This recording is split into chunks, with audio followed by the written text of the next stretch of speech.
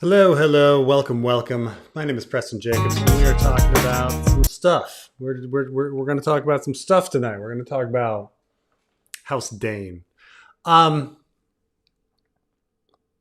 and maybe I don't think anyone's really tackled House Dayne from this angle, but let's talk about George's evolution on what he's revealed to us. And and really it's strange because long story short, he keeps kicking the can down the road on on the big secret of what House Dayne is and what happened at Starfall. Maybe he doesn't know, maybe he's trying to figure it out, but in the beginning, of course, very early in a Game of Thrones, when he was writing those first 13 chapters in the year 1991, he has Ashara Dayne and Arthur Dayne in there. Ashara, this mystery love character, this mystery past love character that Ned has. Arthur Dayne, her brother. Ned somehow seems to kill Arthur Dayne and bring the sword back to Starfall. And we don't really know anything else about House Dayne. Now, keep in mind that as the Game of Thrones grew as a book, we very little about Dorne is included in a Game of Thrones. In fact, even at this time, Robert's Rebellion includes Dorne, and Cersei mentions that perhaps Jon Snow's mother is some Dornish peasant that Ned raped in war. Of course, later Dorne is retconned out of Robert's Rebellion. Besides, the Dornish army coming out, but nothing in. There was no battle. There were no battles in Dorne. However, one of the more interesting things about a Game of Thrones is the Appendix. And this is rarely brought up, but let me bring up the Appendix of a Game of Thrones. Let's see. Let's make sure that I've got so many windows open that I'm probably going to get the wrong one. That is the wrong one. Let's try. Here it is. The Appendix of a Game of Thrones is fascinating. Now, keep in mind that the Appendix is put together pretty late. He's actually even well into Clash by the time the Appendix is put together. But it's really fun looking through sort of the Appendix because you're like, wow, just little things like a little tangent. Like if you look at House Lannister and you're like, Garyon and his bastard daughter Joy are mentioned in the Game of Thrones Appendix. He had thought about Joy, this bastard daughter that has no role. I mean, she's briefly mentioned in A Feast for Crows, having no importance whatsoever. But it's amazing. But I love it because when you get to Dorne, it's fascinating. So, I mean, House Greyjoy. He has Aeron and Victarion and Euron as characters. Like, oh, really? This early? That's. But our boys in Dorne, they get done a little dirty. And it's pretty apparent that when George wrote A Game of Thrones, he did not know really what he was doing with the Dorne story. He does mention the fact that there's different succession here. That's the main thing. He talks about the Roynish and all of that. And then he gets into their succession, and then he gets into the family. Okay, so it's fascinating. He has Doran, Malario, his wife, the children, Arianne, Quentyn, Tristan.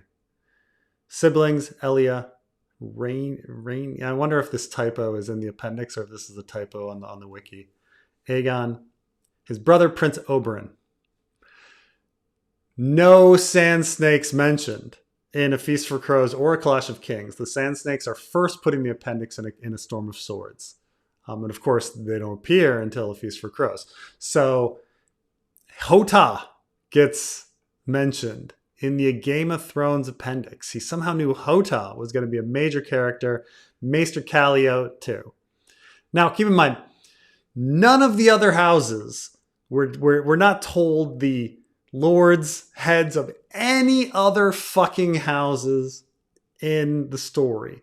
But, lo and behold, Edric motherfucking Dayne, right here, in the appendix of a Game of Thrones. He somehow thought Edric Dayne was going to be important and that he needed a shout out.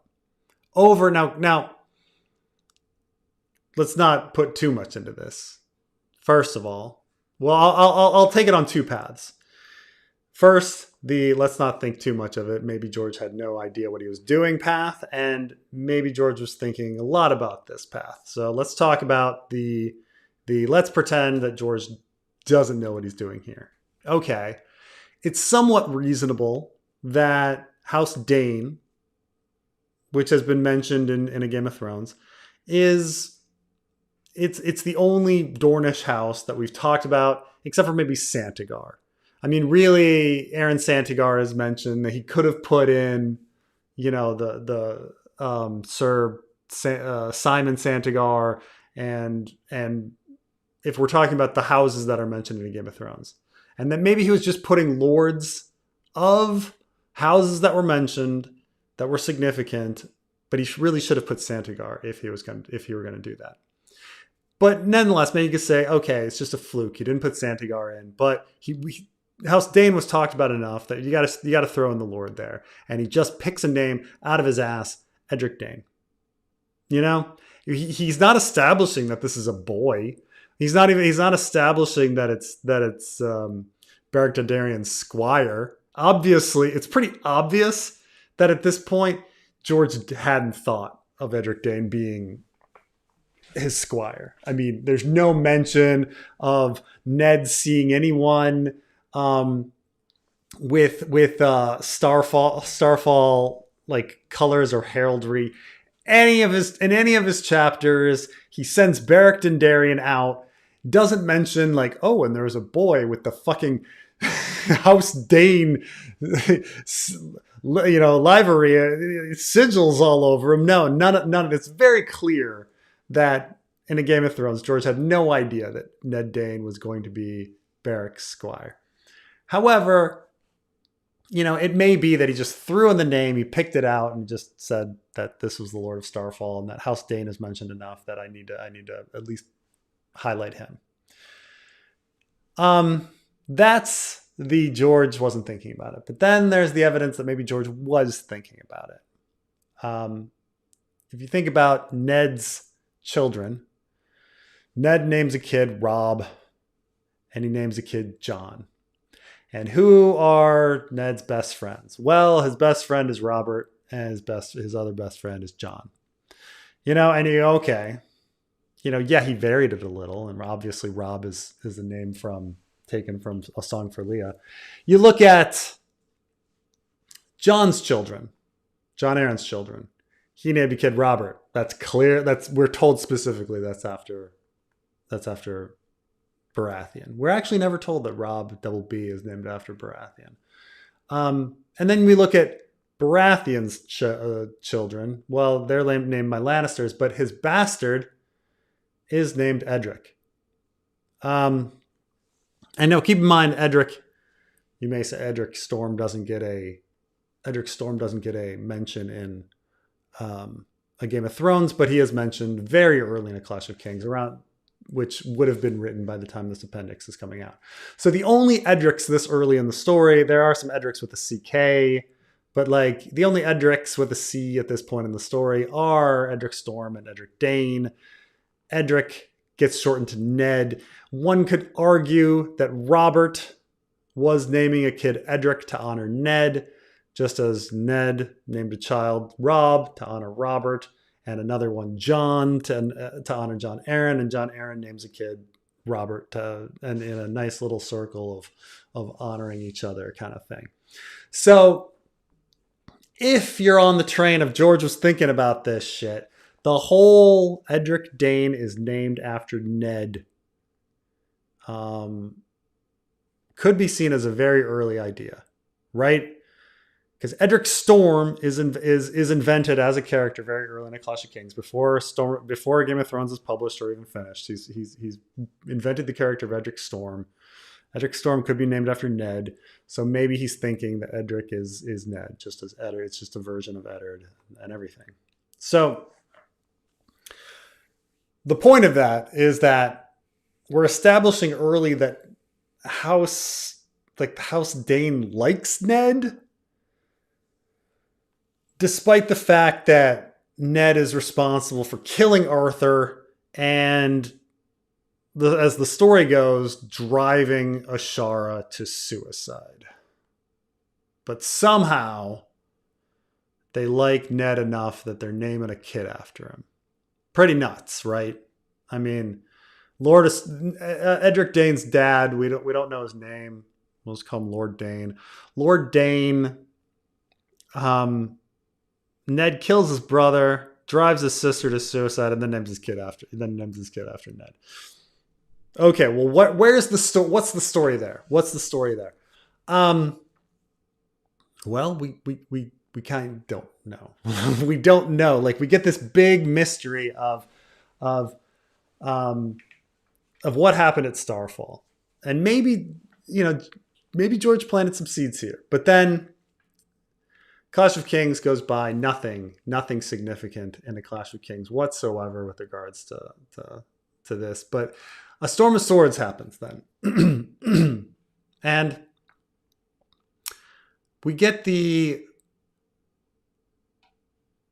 famous Edric Dayne conversation, which I think, in my opinion, Ned Dayne is kind of shoved into this I think he's shoved into the story illogically. Like, does it make sense?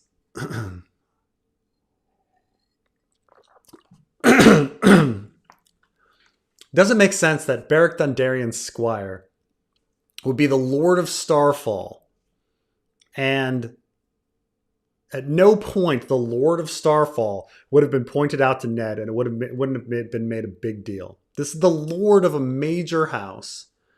He wouldn't, he's not in finery at some point. Ned never notices him. He's not given a seat of any sort of honor during the hand's tourney. Nothing. A lord of a major house, really. We get Beric Dondarrion mentions right and fucking left, but no. Jason Mallister is mentioned, a bunch, but no mentions of Ned Dayne, the Lord of Starfall, and that somehow the Lord of Starfall is just going to go out on this mission to try to bring justice to Gregor. And there's just, and all of the times that people are mentioning that Beric Dondarrion is in the woods attacking people, and where is Beric? Where is Lord Beric? And no one is like, oh yeah, he's also at the fucking Lord of Starfall. What? Like, what?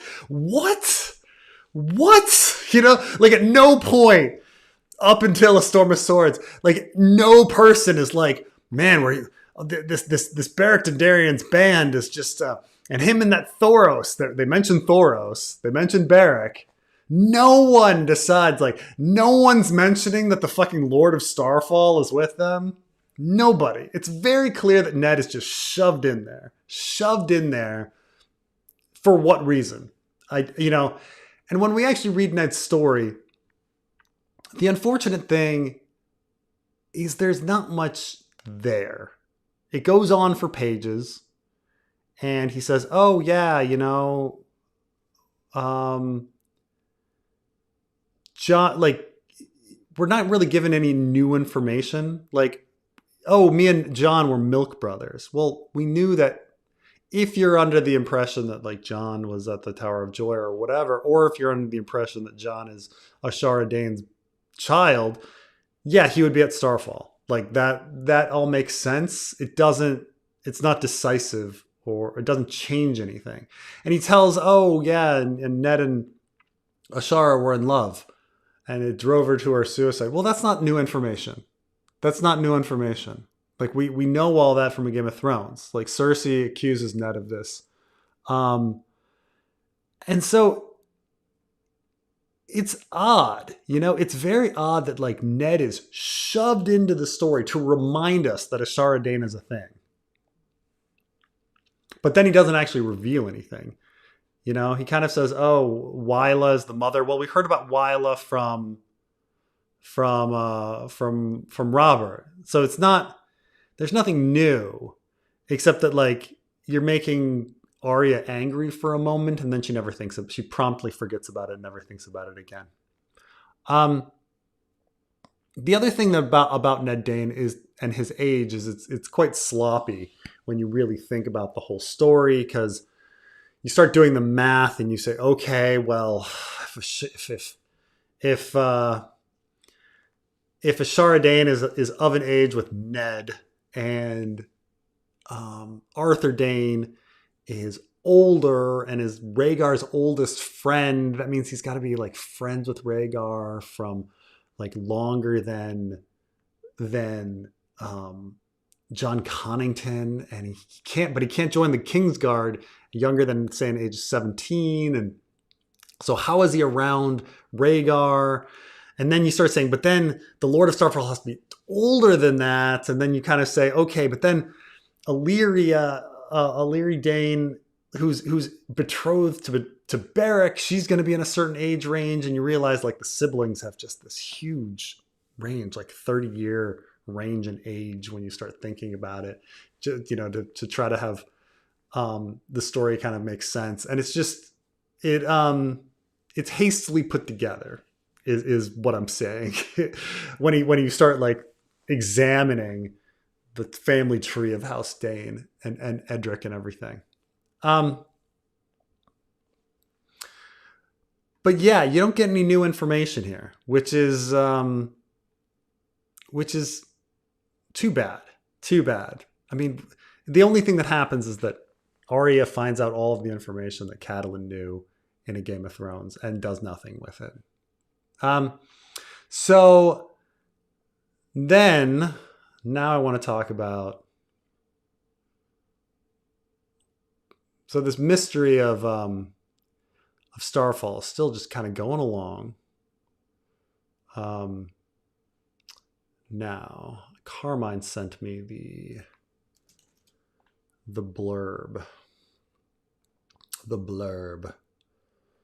Because there's a few other things. So Storm of Swords comes out, and then we have this early blurb from 2002. This is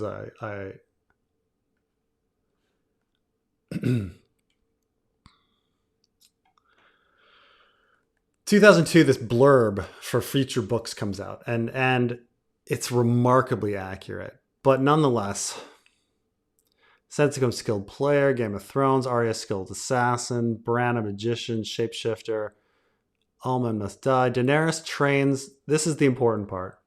Daenerys trains her growing dragons and learns from Barristan the secrets of her father, her brother Rhaegar, and other matters that will culminate at Starfell. A spelling error. But of course, this is information that relate.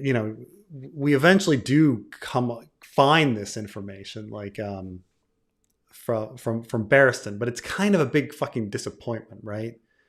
But nonetheless, George had this idea that somehow Daenerys' story relates to the Danes as well.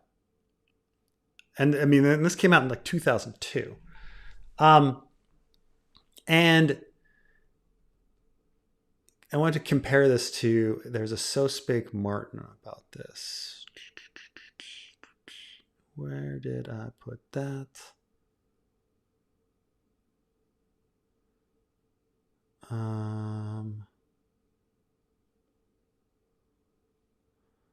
Oh no. Oh, here it is. Here we go.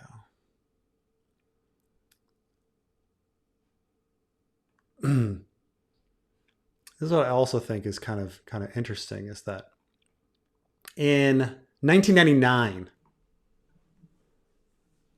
this is right before Storm is published. Someone asks him, I'll spare you the rest of my speculation about the date of Jon's birth, since the only real conclusion is that Catelyn seems a little thick when she thinks that Ned fathered Jon as he returned Dawn to Ashara Dayne.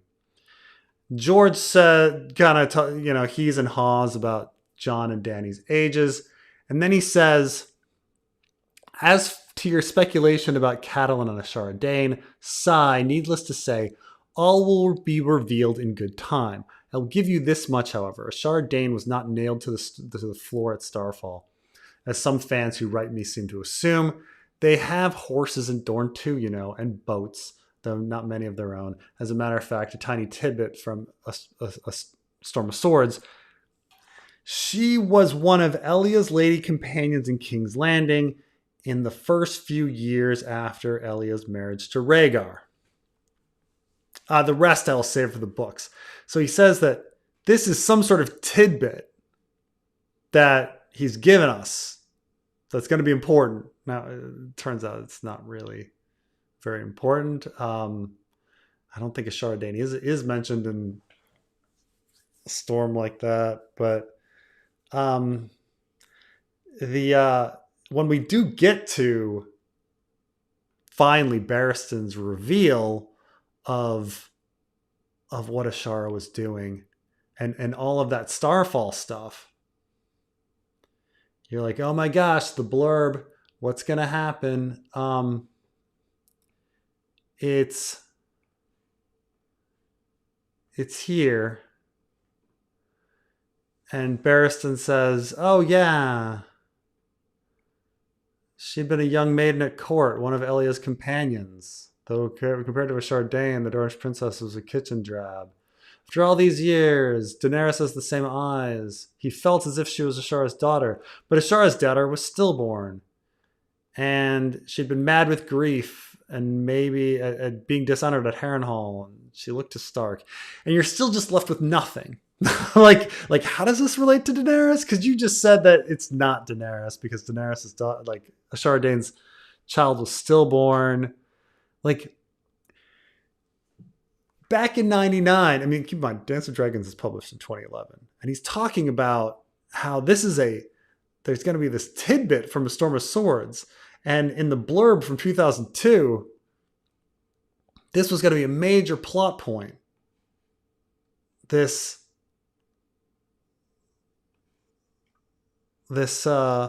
idea that she will learn secrets of her father, her brother Rhaegar, and other matters that will culminate at Starfell.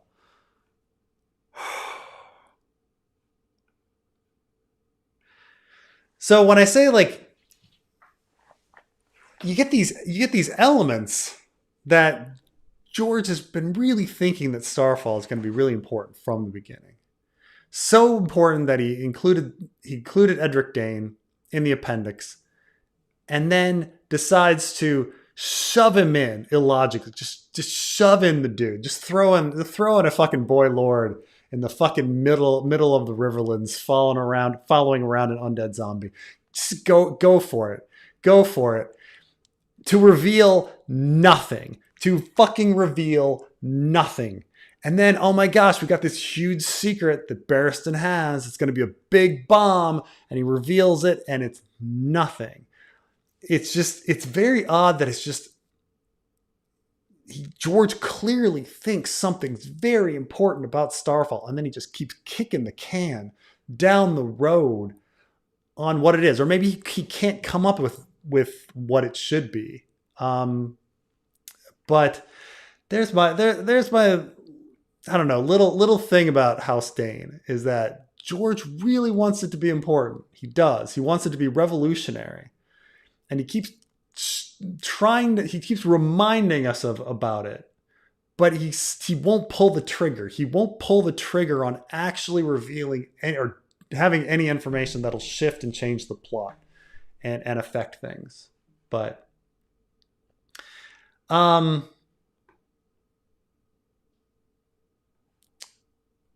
let's I'm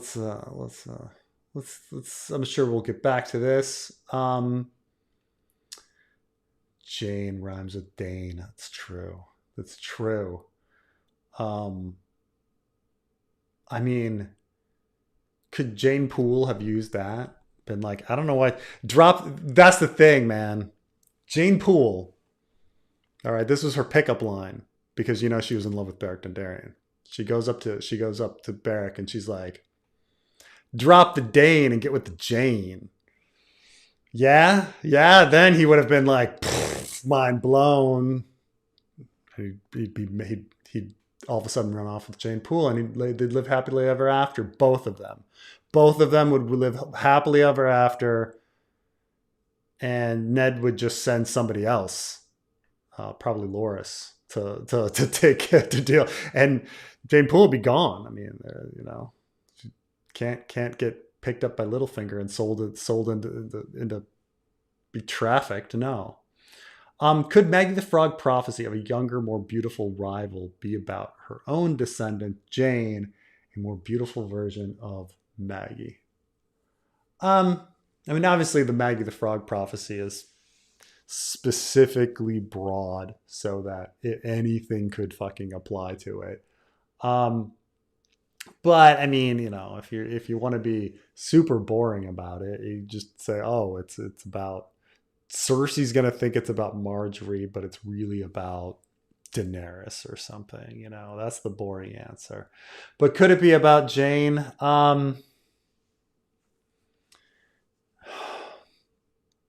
Jane's not supposed to be that beautiful. She's supposed to be just okay.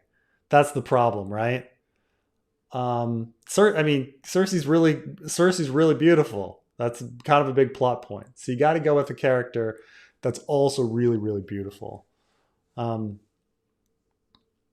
actually, one of the hints about Marjorie is, I mean, she's good looking and all, but I don't think she's like really Cersei level. I think even Cersei is like, it's just that she's young, you know. I think maybe you're supposed to think about Daenerys, the most beautiful woman in the world. But yeah, I mean, obviously it's left up. Like, George doesn't want to paint himself in a corner, so he leaves everything open. So yes, it could be. But Jane's not supposed to be that hot. She's supposed to be, you know, supposed to be okay. What do you think about Sansa marrying Aegon? It seems like the perfect Act 3 thing. Cersei maybe goes for Aegon. Aegon picks Sansa. Littlefinger doesn't know about Aegon, but he's a good improviser.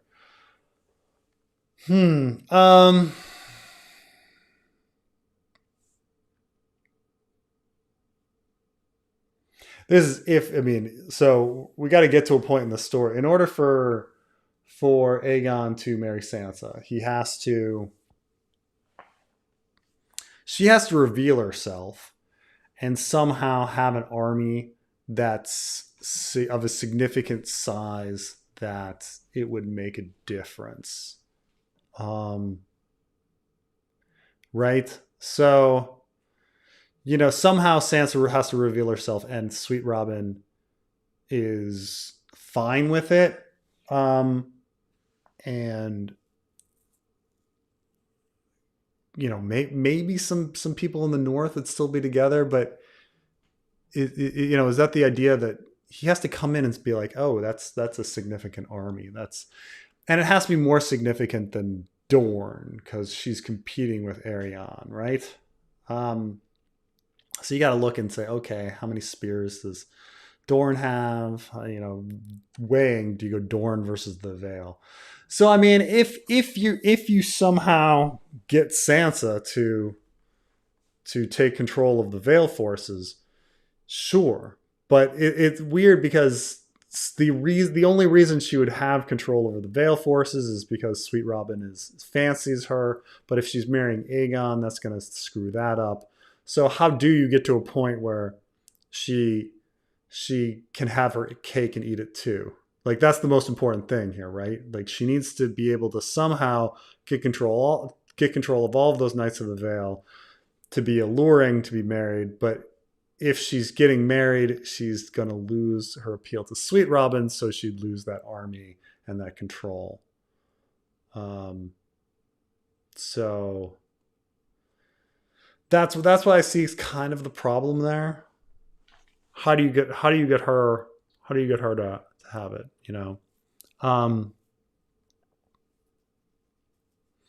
I mean, you know, in the show they just kind of overlooked that, and just the Vale forces just submit to the North for some reason, and they that just happens. But I would have a tough time um like figuring that out if I were trying to think about logically. Um, but on how how does she have control of the forces without losing them? You know, um,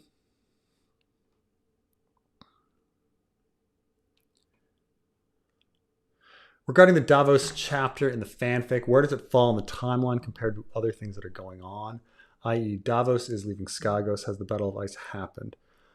Yeah, essentially with the Davos chapter, he is going. It of course starts um, somewhere in the middle. I mean, and then we flash back to him leaving the White Harbor, and dealing with Driftwood Hall, and then making it to the Magnar and doing the negotiation, and then we pick up there, and then at that point they have the wedding, and then he's there like 70 some days after because they're waiting for Carolee to get with child. So that's to fast forward him all the way up to the contemporary story. So the idea is that Davos is going to be landing at Eastwatch by the Sea fairly soon, and is then going to be involved with the Weeper attack on the wall that Melisandre is dealing with, around the same time. So he's joining the wall, and he's joining the contemporary story right now. Like the idea is that at the end of the Davos story, you've caught up to the rest of the story. That was the intent, is to bring Davos to the future. It was, in a way, it's a lot like Captain America, the First Avenger.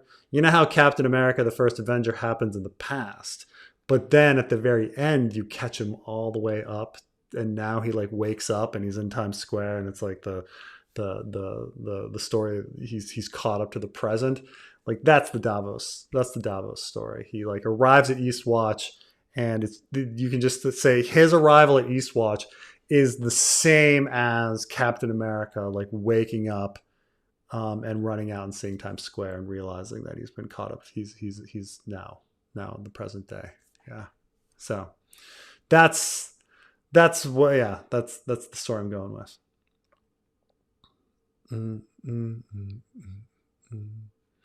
The Daron news. I emailed you a fanfic chapter for your scrutiny. Yeah, I'll take a look at it. You're talking about the a new point of view chapter. He's floating a new point of view chapter, which is going to be that's a tough sell. Tough sell. I'm going to tell you, tough sell. I'm trying to reduce the number of points of view, not increase the number of points of view. But you know how it is. But I will read. I did begin reading it. And I will say, Ryan, you're a great writer. You're a great writer. But it's going to be tough to try to fit in a new point of view. That's I'll say that.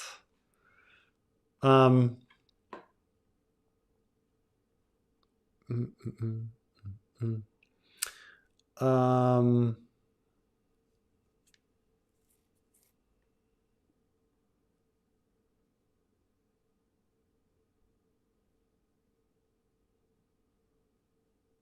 it's true that the original appendix lists houses sworn to each great house, but 5 books later, we find out that they're clearly not that important. That's true. Things shift around.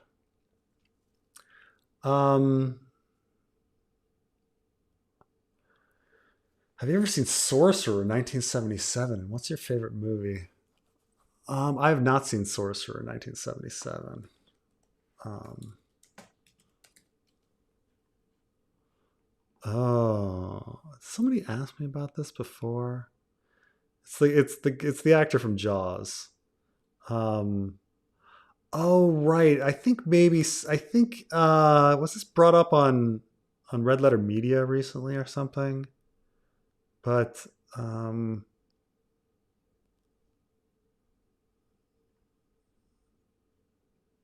yeah, I've not seen Sorcerer.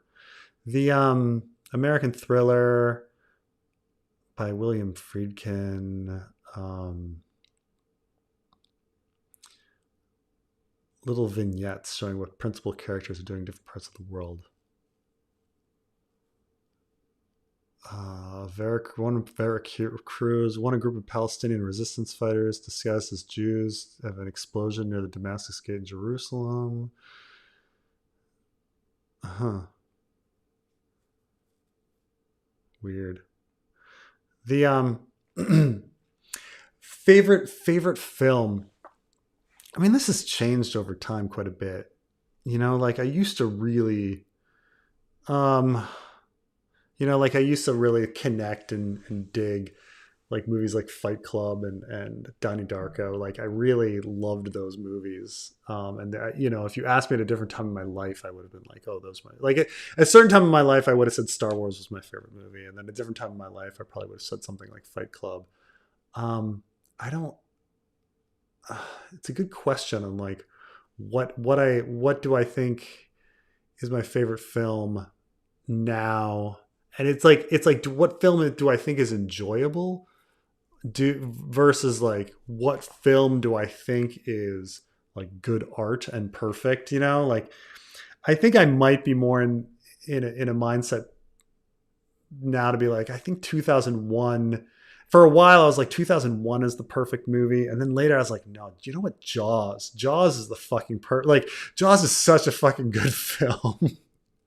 Things are changing, like like there are these things where you watch a movie and it connects with you on an emotional level. And then there's ones where you watch a movie and you just appreciate the craft and you're just like, wow, I watched that movie and I was never bored. Like I was engaged the whole time because it was just so perfect. So I don't know, I would have to think about it.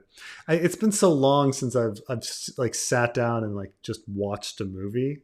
When you have kids, it's hard to find the time, but it was recently my wife's birthday, and um, Wicked came out on HBO, and so I was like, oh, let's sit down and watch Wicked. And of course, like we're busy, so it's like we watch one third, and then we watch one third, and we watch one third. By the way, Wicked was really good. It was really good. Like I wish I could have like watched it all at once and kind of appreciated it, but like, man, like the sets and everything, I was like, oh my god, like this is really well done. Good, but like I'm trying to think like the last time I like sat down and I watched a movie and I was just kind of blown away, like where I was just like, whoa, that was an epic movie. I'm changed as a person. Um, because like the first time I remember seeing Fight Club, I was like changed as a person. Or the first time I saw Donnie Darko, I was like changed as a person. Like you're sitting in your seat being like, oh my god. But of course you're like younger and more naive. And like to just watch a movie where you're like, wow, that was a really, really great movie. Um where I really liked Moon. I don't know if it's gonna be like my fucking favorite, but like oh, like something where you feel transformed after seeing it is like the really good ones. But I feel like I don't know. Maybe I guess I'll just say 2001. I'll say 2001 as like a transformative movie that is also very well done. I'm gonna say 2001 at the moment, but man, it's a freaking hard one. Um, Edric Dayne was probably very important when George R. R. Martin was considering the 5 year gap, but now I don't think he'll play a big part.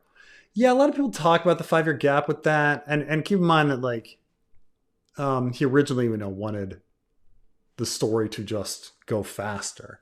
It's just that when he got to the end of the Storm of Swords, he was like, "Crap, it sped up rather than slowing down. Like I couldn't keep the plot advancing years and months at a time."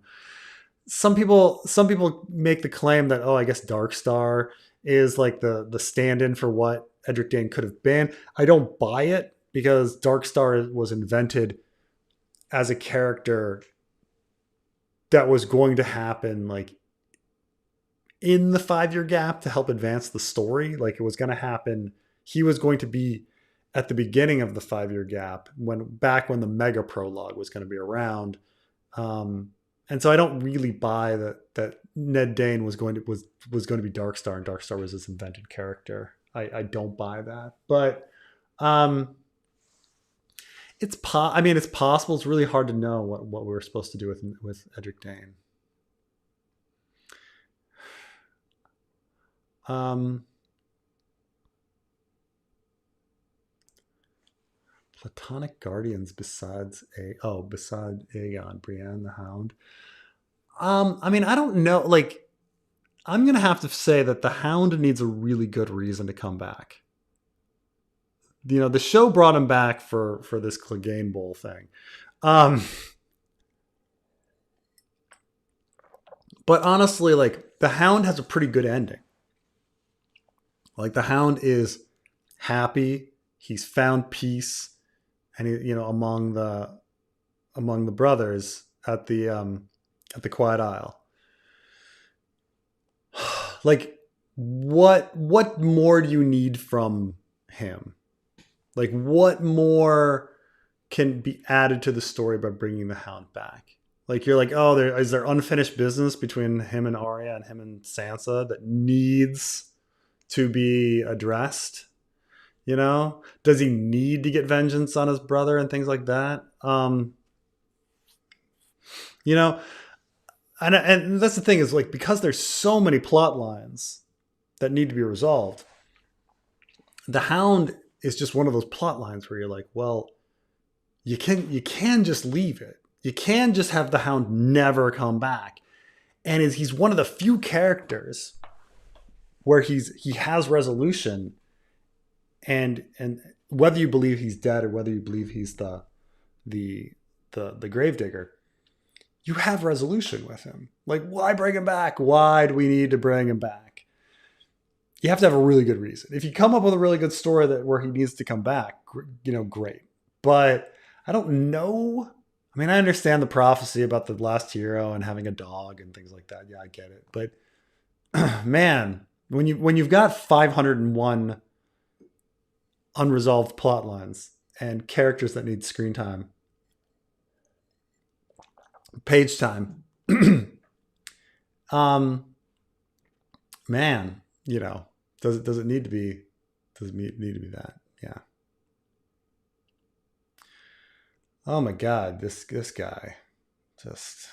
But I don't know. I mean, it seems like John Con wanted the rest of the Kingsguard to be houses. They wanted it, like he already gave up a slot to Duckworth, and so it seems like the rest of Aegon's Kingsguard are going to be slots, which to other people, to other houses to bring them in, which is probably to his detriment because like that means Aegon is right. A Kingsguard should be there to protect him, and Rory is there to protect him, and Raleigh, and Raleigh is there to protect him.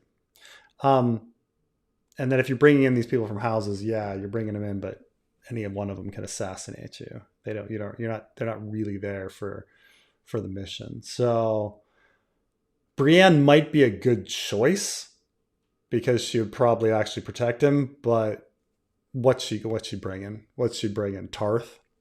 They already have Tarth. Like So I think it might be some randos from around the kingdom and such. Um.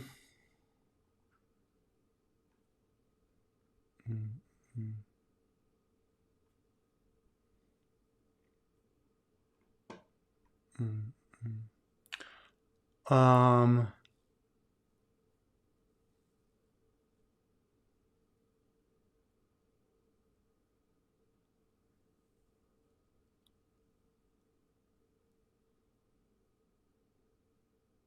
I think House Dayne knew that they were in the wrong. I don't understand how they would be in the wrong. They were fighting. Weren't the Danes with the Dornish, and they would have been ordered to send their spears with Doran to fight for Rhaegar. I don't see how House Dayne is in the wrong, or how they perceive themselves as being in the wrong. Hota was on the Epstein list. That's why they won't release it. He's too important. The only thing that makes sense to me. Don't say these horrible things about Ario Hota. Ario Hota has never done anything that bad. Now all of a sudden you're like, oh, Ario Hota, this like incredibly poor slave, boy that was sold off because his family couldn't afford to feed him, and he does nothing but protect people his whole life, and now you're gonna defame him by saying that he was partying it up on Epstein's island. Come on. Poor Hota.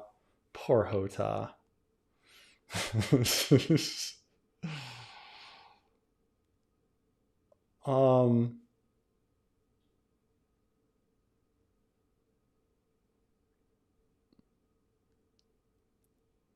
Milk Brothers does sound like guys who banged the same chick. Talk about Jon and Ned Dayne? Jeez.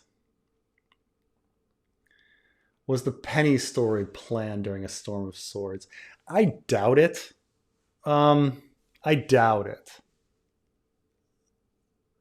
What he's talking about here is that Penny technically appears in a storm of swords because she's one of the jousting dwarves. But I don't know. In fact, I even think the Penny story, I don't know how, I'm very torn on the Penny story, because if you look at the Penny story logically, you look at the way that the dwarves act at the wedding, it's very clear that they're not brother and sister. Like, they're doing all sorts of, and they have like this body dance. Let me is it gonna be in the Tyrion chapter?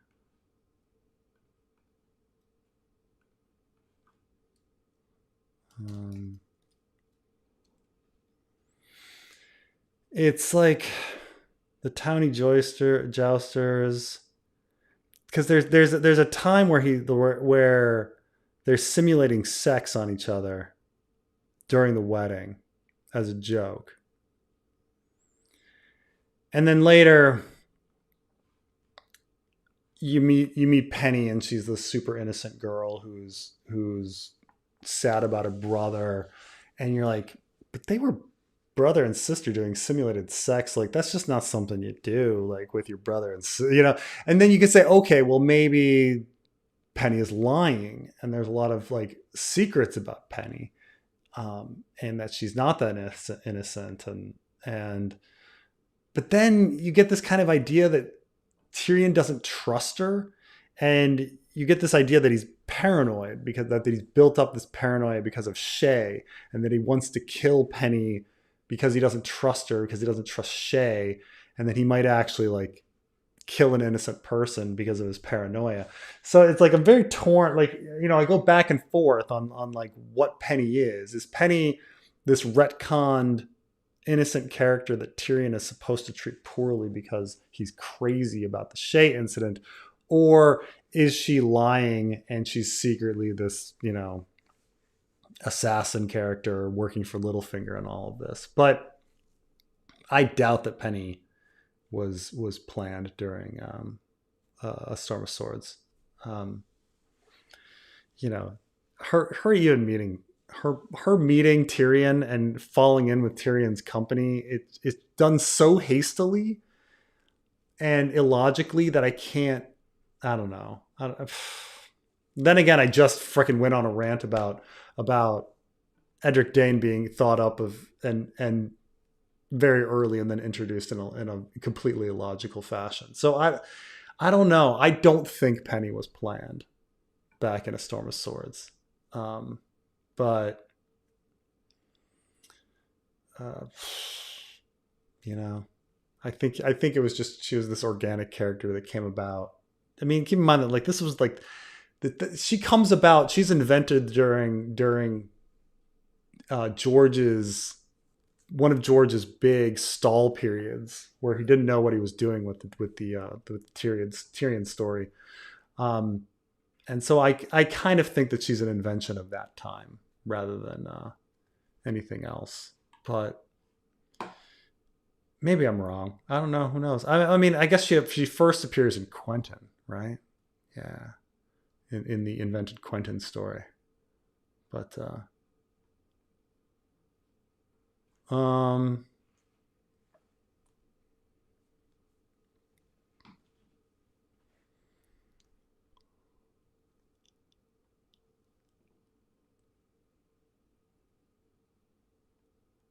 praise the blurb.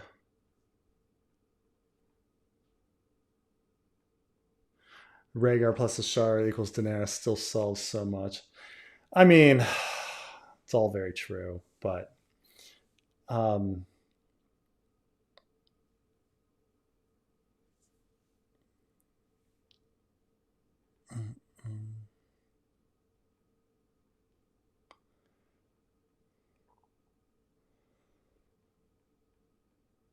know, it's like I don't know if like, you know, did George have an idea and then he keeps changing it, or does George about Starfall, or did he never have an idea to begin with? So, Cersei was fairly confident Ned took a baby from Ashara. Does Barristan draw some connection between her and Dany? Ned was unwilling to harm her. So this gets into the R plus L equals D baby swap like idea. In a Game of Thrones, Ned is much more concerned with Dany than he ever fucking is about Jon. Jon, he thinks about Jon a little bit, but he thinks about Dany a fuckload more. And he has his dream about the Tower of Joy and immediately wakes up and wants to do stuff about Dany. You know, like Dany is the reason, is what he's thinking about before he goes into his little coma, his opium induced coma. And then she's the first thing when he comes out. You know, he has very little interest in like running to the wall and dealing with Jon and telling him anything. Like it's just, and so you can kind of say, okay, well, this is all about Dany. Ned is obsessed with Dany because that's what the text says. Now, I would say that like all R plus L equals J people would be like, Dany is a metaphorical stand-in for Jon because it's a Targ baby. And it's just like he's protecting Dany because he should have been protecting Jon, and he's just thinking about Dany the whole time. I mean, he's just thinking about Jon the whole time when he thinks about Dany. But Dany is the shell, you know. And sure. So, you know, I don't know. Does it is of course it's a remarkable coincidence though, right? That I mean, I guess there's coincidences in these stories that Barristan would be in love with Ashara Dayne and then go across the world and find Daenerys and be like, "Oh fuck, you look a lot like Ashara Dayne, coincidentally. you happen to be her secret daughter."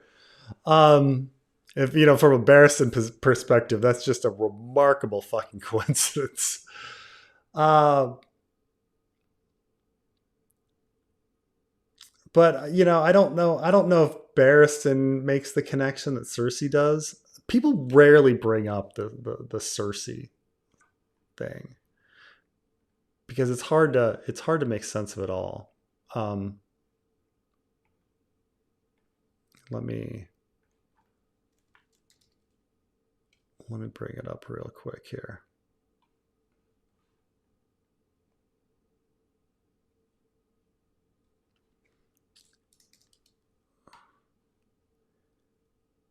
Um,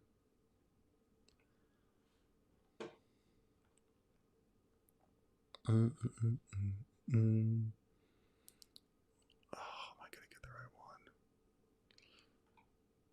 Is this it? No, that's not it. See, it's like too many of these things open.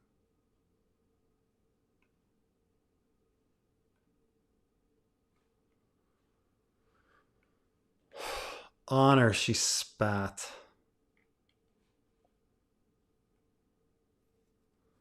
How dare you play noble lord with me? What do you take me for? You've a bastard of your own. I've seen him. Who was the mother, I wonder? Some Dornish peasant you raped while her holdfast burned? So this is like the idea that there was war in Dorne, retconned away. A whore, or at the grieving sister, the Lady Ashara. She threw herself into the sea, I'm told. Why was that? For the brother you slew or the child you stole? Tell me, my honorable Lord Eddard, how are you any different from Robert or me or Jamie? You know, he's like, for a start, I do not kill children.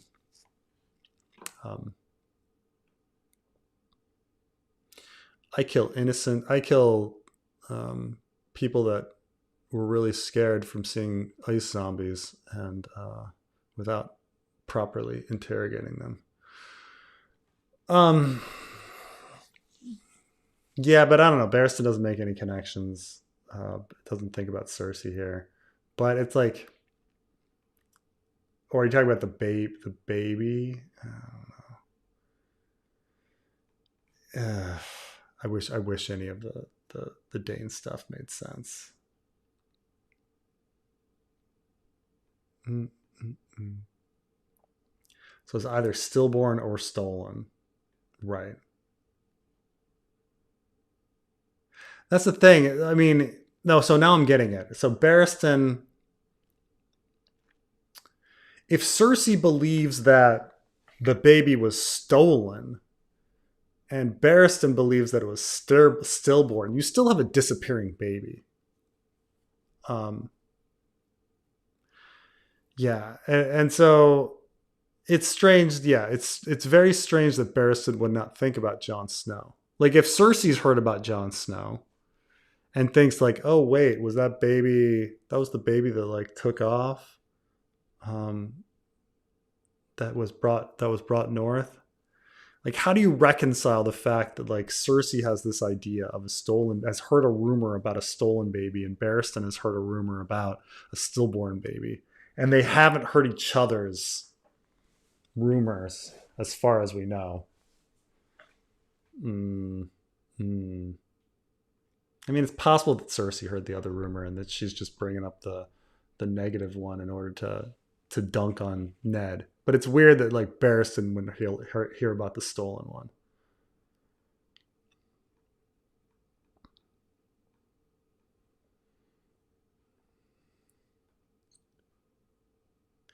Where do you get the funky live stream intro music? It's called Electric Rodeo. It actually comes. It's one of the um, free things in both iMusic or Final Cut Pro. Um, you know, you can find it on. But yes, Electric Rodeo is the name of it. Oh, hello, hello, hello, Trey the Hello. Explainer. Um, It's good to see you. Good to see you, Preston. by the way, let me give you an overlay here. Um, by the way, fucking loved the video on Jesus's beard. Oh, Um, thank you. that was a great video. Uh, I hope it's like everybody leave my live stream and watch Trey's video on what happened to Jesus's beard. But it's really fascinating to think about the idea that like long haired Jesus is almost certainly stolen from Alexander the Great, and that the beard was added in the wrong style, but like for reasons probably just to make him look wise, But it's a little more accurate probably than the clean shaven Jesus that had dominated for a couple centuries. Yeah. So, but yes, that's a fun video. Oh, thank you. Thank you. I was checking my comments and everybody's up on my ass for not mentioning the Shroud of Turin. They're like, "What about the Shroud of Turin?" And it's just like, you mean that fraud? Why Right. did I even bring it up? But I did think, I mean, you kind of mentioned it in a sense of like when you talked about like when people start seeing the beardless Jesus in their toast, like it's the same Yeah. thing, right? Well, and also it calls into question, like, okay, that's probably not authentic because he wouldn't have looked like that. Like, if Right. he, yeah, yeah. I haven't had like a mythicist people because there's some people that are like very firm Jesus mythicists that they don't believe Jesus was like a historical figure, like full stop. Yeah. So, Um. So my kid has there are these little radio things that you buy kids now called Yodos, and they're radios, and you put little cards in them, and they play information. And so one of the Yodos he has is like this like it's just like all these it's children asking questions and then them giving answers. But of course it's really annoying because like the answers aren't in depth enough. So then he starts asking me questions, and then you're just like, oh my God, like stop asking me questions. Like, but anyway, one of the things was like, why do we have friends? And the person started talking about what's very interesting about friends is that you naturally make friends with people that are like you.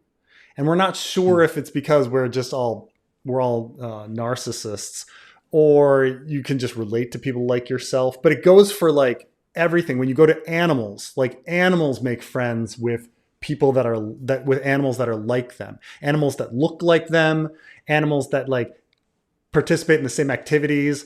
Like horses all have friends, and like they hang together and they eat together in the field. And when they go into line to like ride, they're next to their friends, And so like animals have friends and humans have friends, and it's true that your friends tend to be like you, right? They, hmm. if you might have a few, you might have diverse friends, and a lot of people brag about their diverse friends, but for the most part, friends are like you. They usually have the same level of education. They're usually from the same socioeconomic background. They're usually the same race. They're usually the same gender. Most men have male friends. Most females have female friends. Most gay people have mostly gay friends. Most straight people have mostly straight friends. Like, yes, you have Hmm. exceptions, but for the most part, your friends are your. But bringing this back, like when people look at Jesus, they want their own personal Jesus, right? They want like the Yeah. Korean Jesus, the black Jesus, the white Jesus. Like wherever you go, the Jesus takes on the look of the people that are worshiping it, right? Like you go to Ethiopia, all the pictures of Jesus are black. And you go Hmm. to Korea, the pictures of Jesus are Asian. So it's funny that like in the same way, the friendship and the worshiping, like I need someone that looks like me. Yeah. Because it's like, oh no, you don't want the other. Like, because that's the thing with the Greeks and Romans trying to be Christian is like they just didn't like the idea that Jesus was Jewish. So they're like, we got to make him dress in a toga, like we have Right. to. Or you were saying that essentially like the fashion style of Hadrian like shifted everybody. They're like, it's beard time, like beard Beard, time with we gotta have a Hadrian. beard. Time to have beards, you know? That was it, but it's so funny how like how petty human beings are and how simple we are, that we need to have. I mean, I even think about Mormonism, like, oh, we need an American Jesus. You know, like, is there a way we can make Jesus American? Because it's just him from being so far away. That's just really hard. Let's have an American Jesus. You know.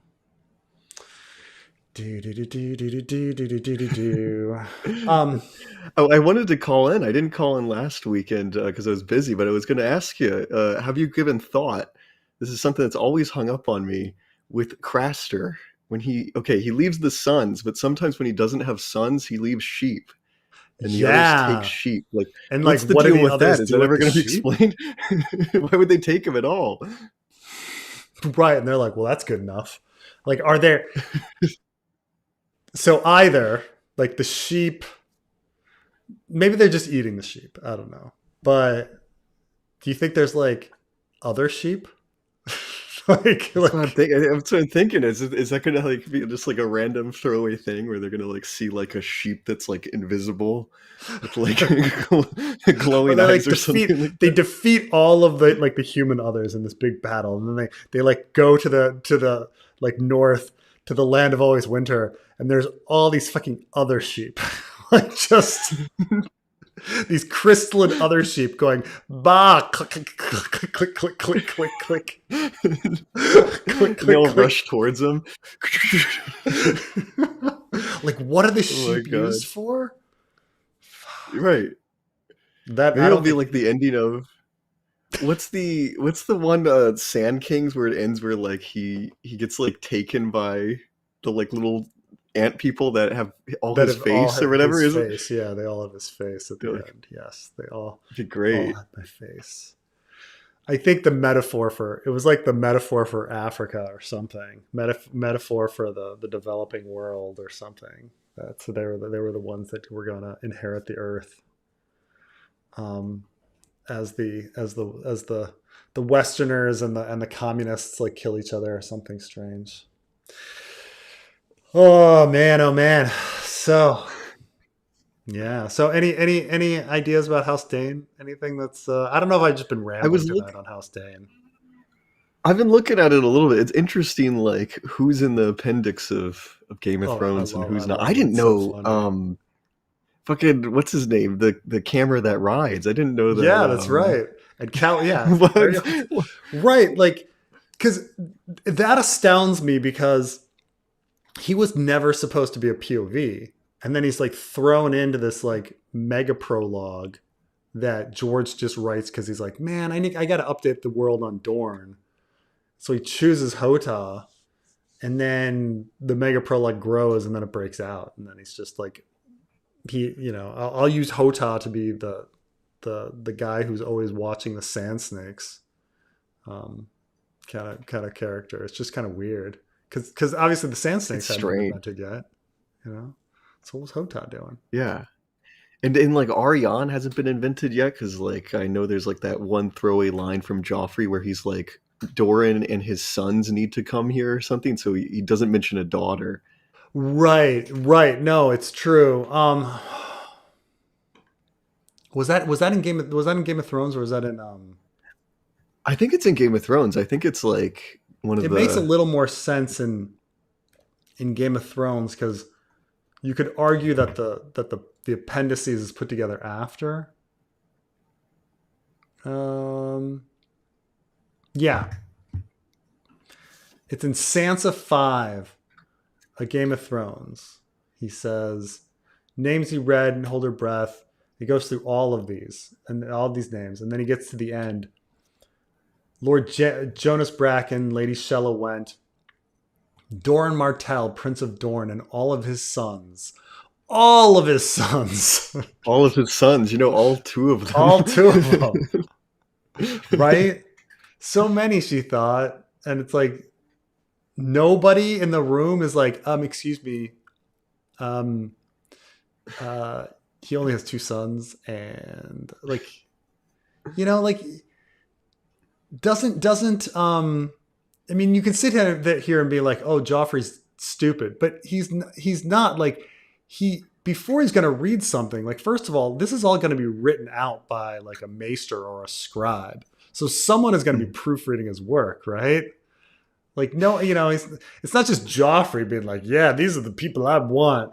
Doran Martell, Prince of Dorne, all of his sons, and everyone can say, ha ha, Joffrey, what an idiot. No, you're going to have people around you being like, actually, dude. There's only 7 great houses, and Doran Martell only has 2 sons, and the heir is a daughter. Oh, right.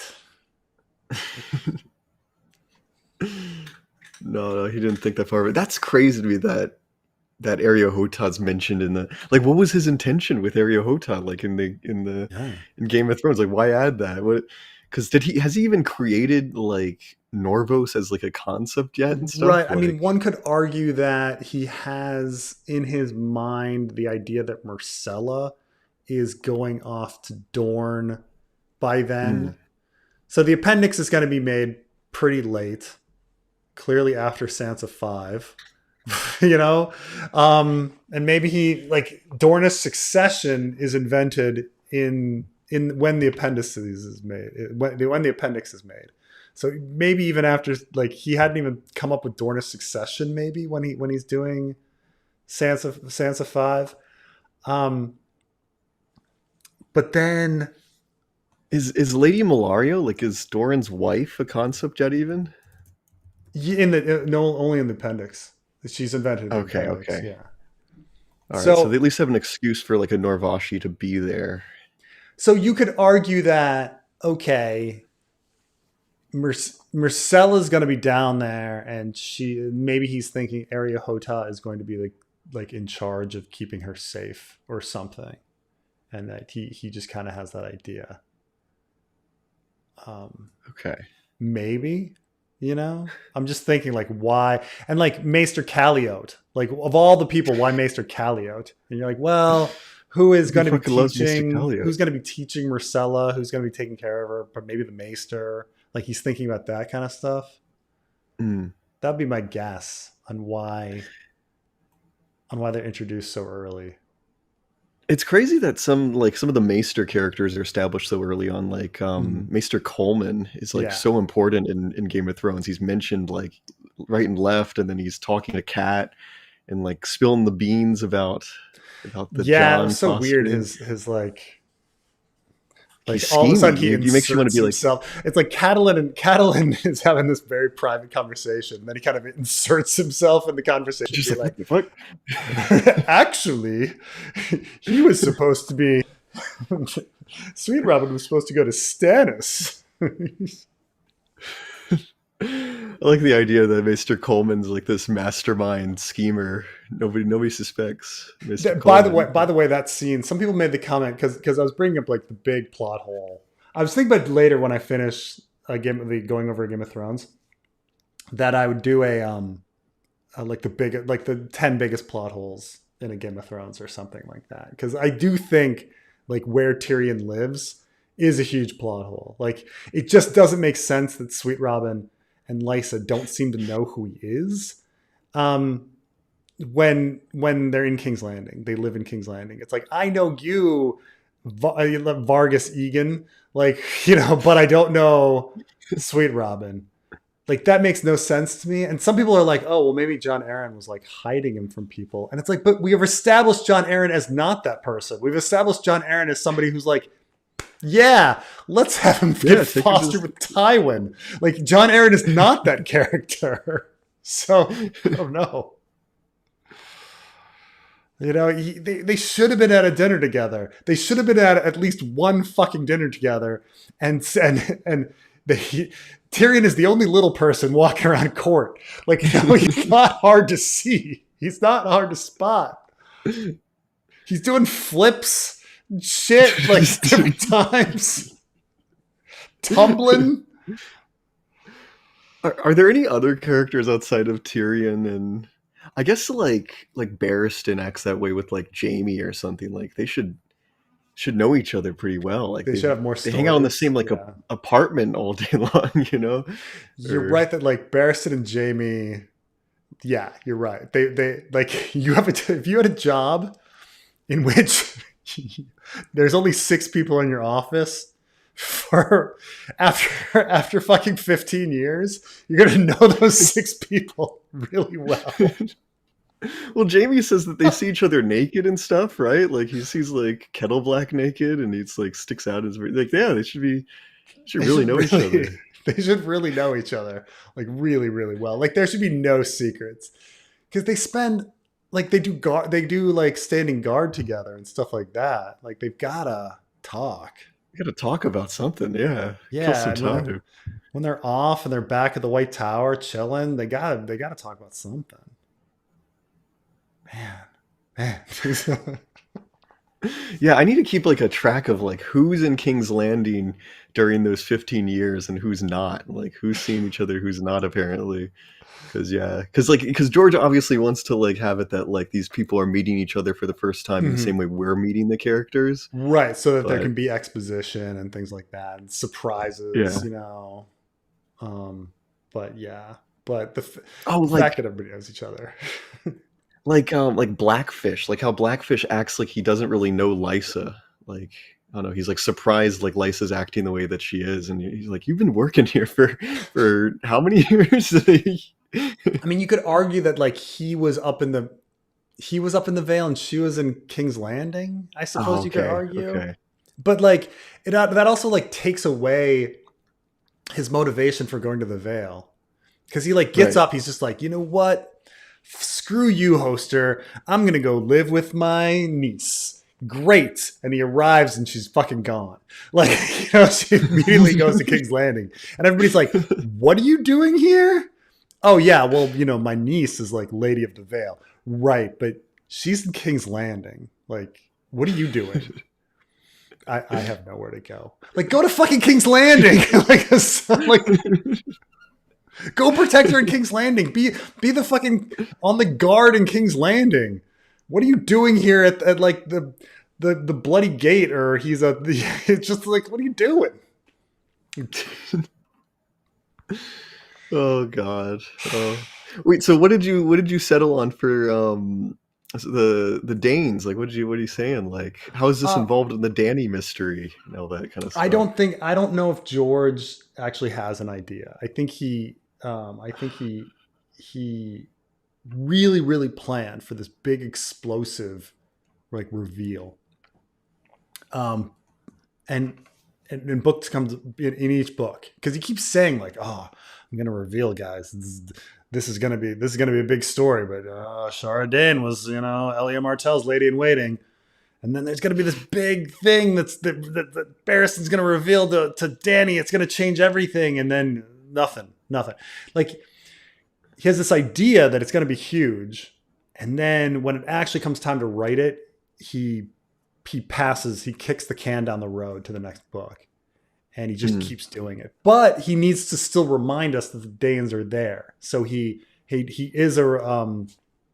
does have these like ridiculous reminders. Edric Dayne or the Barristan story are reminders that, yeah, Shara Dayne, don't forget everybody. You don't forget Shara Dayne.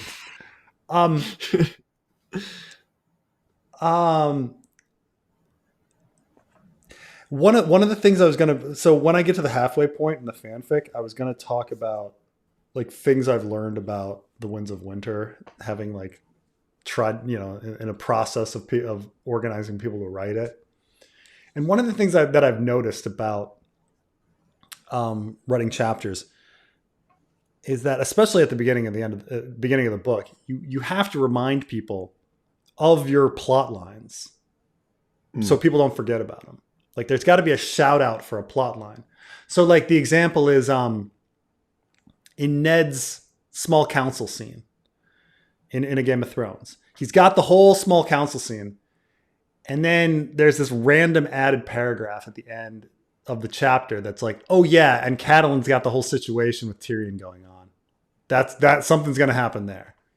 And then they kind of move on. And it's just shoved in there. It's very clearly shoved in there. But it's there to remind us, like, oh yeah, this other plot line is going on. The characters are aware of this plot line, and you know, so we've got this placeholder. But the thing is, the more plot lines you have, the more reminders that you need to have. So the chapters start getting longer and longer and longer. So I realized like I'm writing like the fanfic chapters are really long. Like, usually sometimes up to 9,000 words, but often in the 7,000 range. And it's just like, well, you gotta fucking like all the plot lines that he's introduced, you gotta fucking give a shout out to him. You gotta be like, oh right, this is still going on. Don't forget about it. We're gonna handle it. But it's there, and so it's that's the thing with like Ashara Dayne. He still has to remind us that like it's gonna be big. It's gonna be big, man. It's gonna be the best pizza. It's gonna be the best pizza. There's gonna be so many great toppings. You haven't even ordered it yet,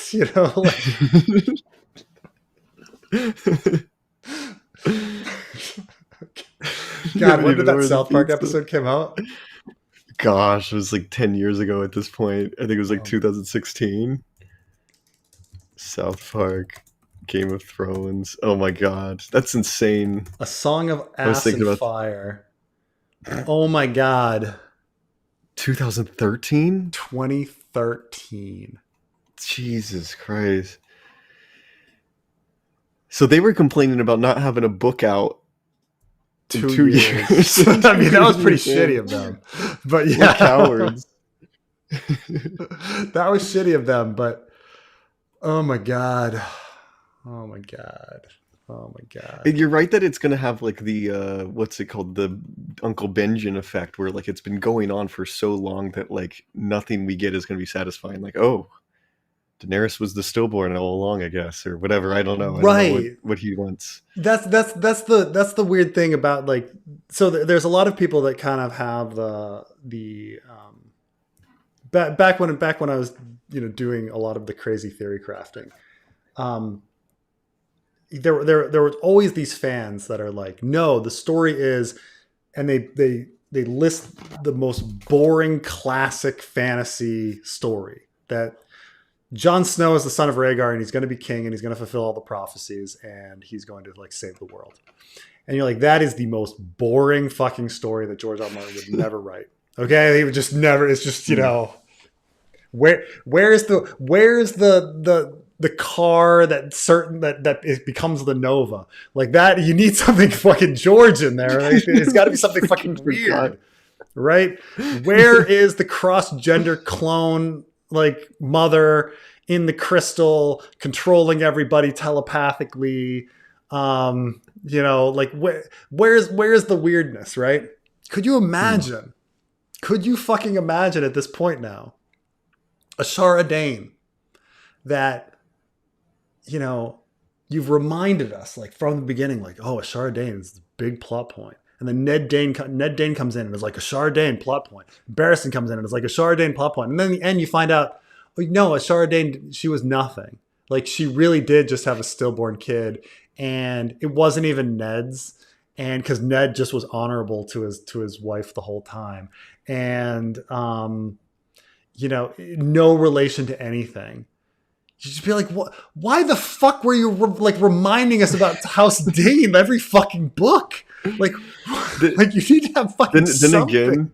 Then again, you're describing basically like the ending of Fever Dream, where they're hyping up the chase between the two boats and stuff, and then the disappointment is what matters. I guess I don't know. I guess. But you're right; it's a waste of so much space. And at least I don't know how he would do it. Like he does like disappointing you, so like he does. But that would be ultimate disappointment. I mean, at least Fever Dream, it's one fucking book, and at least they like go to the ship and have like a showdown and get that fucking great Sour Billy chapter where you're like, oh, Sour Billy's dead, and then it's like Sour Billy isn't dead. Is he actually a fucking vampire? Like, oh, for a moment, you're like, oh my God. Did you see Superman? Here's the problem. I really wanted to see Superman. I did. I heard it's great, and it's not playing in English in the Dominican Republic. And like it's only played in. It's only dubbed in Spanish. And so it's like, I want to see it proper, So, It's I was good. really It's a excited. I'm good really movie. excited. Have you seen it, Trey? Yeah, I saw it last week. It's pretty good. It's a pretty good movie. Yeah. I had like my teared up a little bit one part. It's kind of dark in some areas too. It's I crazy mean, how I'm a big, yeah. I'm a pretty big fan of James Gunn these days. I was very impressed with Peacemaker. Um, I think all the Guardian movies are great. He knows how I like to. when he pulls out a random comic book character nobody cares about and makes it like Yes. really cool. He does that in this where I'm like, oh, that's a really cool character. I never heard of this guy before, but that's awesome. A Song of Ice and Fire is George R. R. Martin's fantasy version of The War of the Roses. If he sticks to history, he may have Aegon VI marry Sansa because that's what happened historically. Oh, I thought, hello. oh, it's Carmine. Preston, do you want to watch Superman? I got you. Is it a good quality version? It fell off the back I of don't a want truck, filmed so off the screen. it fell off the back of a truck, so it's as good as it can be. Well, then no. Just I wanna watch see it. proper. Don't I want to be see it proper. like. Just watch it. Don't be like that. Also, you missed a comment here that I'm gonna echo in terms of characters, even though they should know other characters, apparently act like they don't know them. Tyrion not really understanding who Varys and Littlefinger are until book 2. Oh yeah, I mean, there's an interesting interview with George where he talks about the differences between show Littlefinger and book Littlefinger, and he says that show Littlefinger and book Littlefinger are the two most different characters that he thinks he thinks is the most differently adapted character. I would argue Mance Rayder is obviously the most differently adapted character. Like that is it's nothing like book. Like show Mance Rayder is fucking nothing like book. Like book Mance That's Rayder. so weird that he said that about Littlefinger of all characters. When I know. I think Dario of all characters is. It's not even the same guy. If you told me who do you think this is, I'd be like, not Dario. At least yeah, the first I mean, Dario. like second Dario is a tiny little bit more like Dario, but nowhere close. Like you're right. Dario's like crazily different. But he said that about Littlefinger. Really? He said so. His thing about Littlefinger is he said in the show, his complaint was everyone hates Littlefinger and already thinks he's a sleazeball. And his argument was, no, in the books, everyone loves Littlefinger and they think he's a harmless, helpful guy. Really? Yeah. I didn't interpret that. At least just for Ned, but everybody else.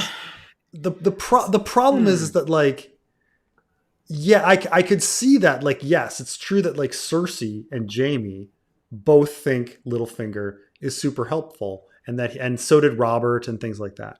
But the problem is that like we meet Littlefinger through Catelyn's eyes, and he seems like a slimeball, and then we meet him through Ned's eyes, and he seems like a slimeball, and then we meet him. Then he's like through Sansa's eyes, and he seems like a slimeball, and then we hear Tyrion talking about him, and Tyrion from the beginning is like.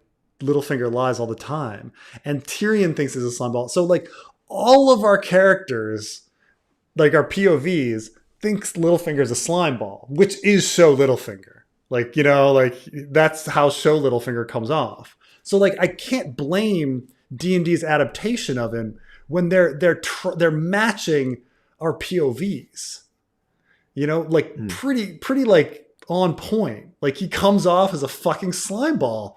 In the Ned point of view, in the Catelyn point of view, in the Sansa point of view, in the Tyrion point of view. So when what's the actor that plays him? Aidan Gillian. Aidan Gillian. When Aidan Gillian portrays him like that, I would say he's fucking spot on. Like By the way, very clearly, I would say Dario and Euron, unless George skipped season 6 completely.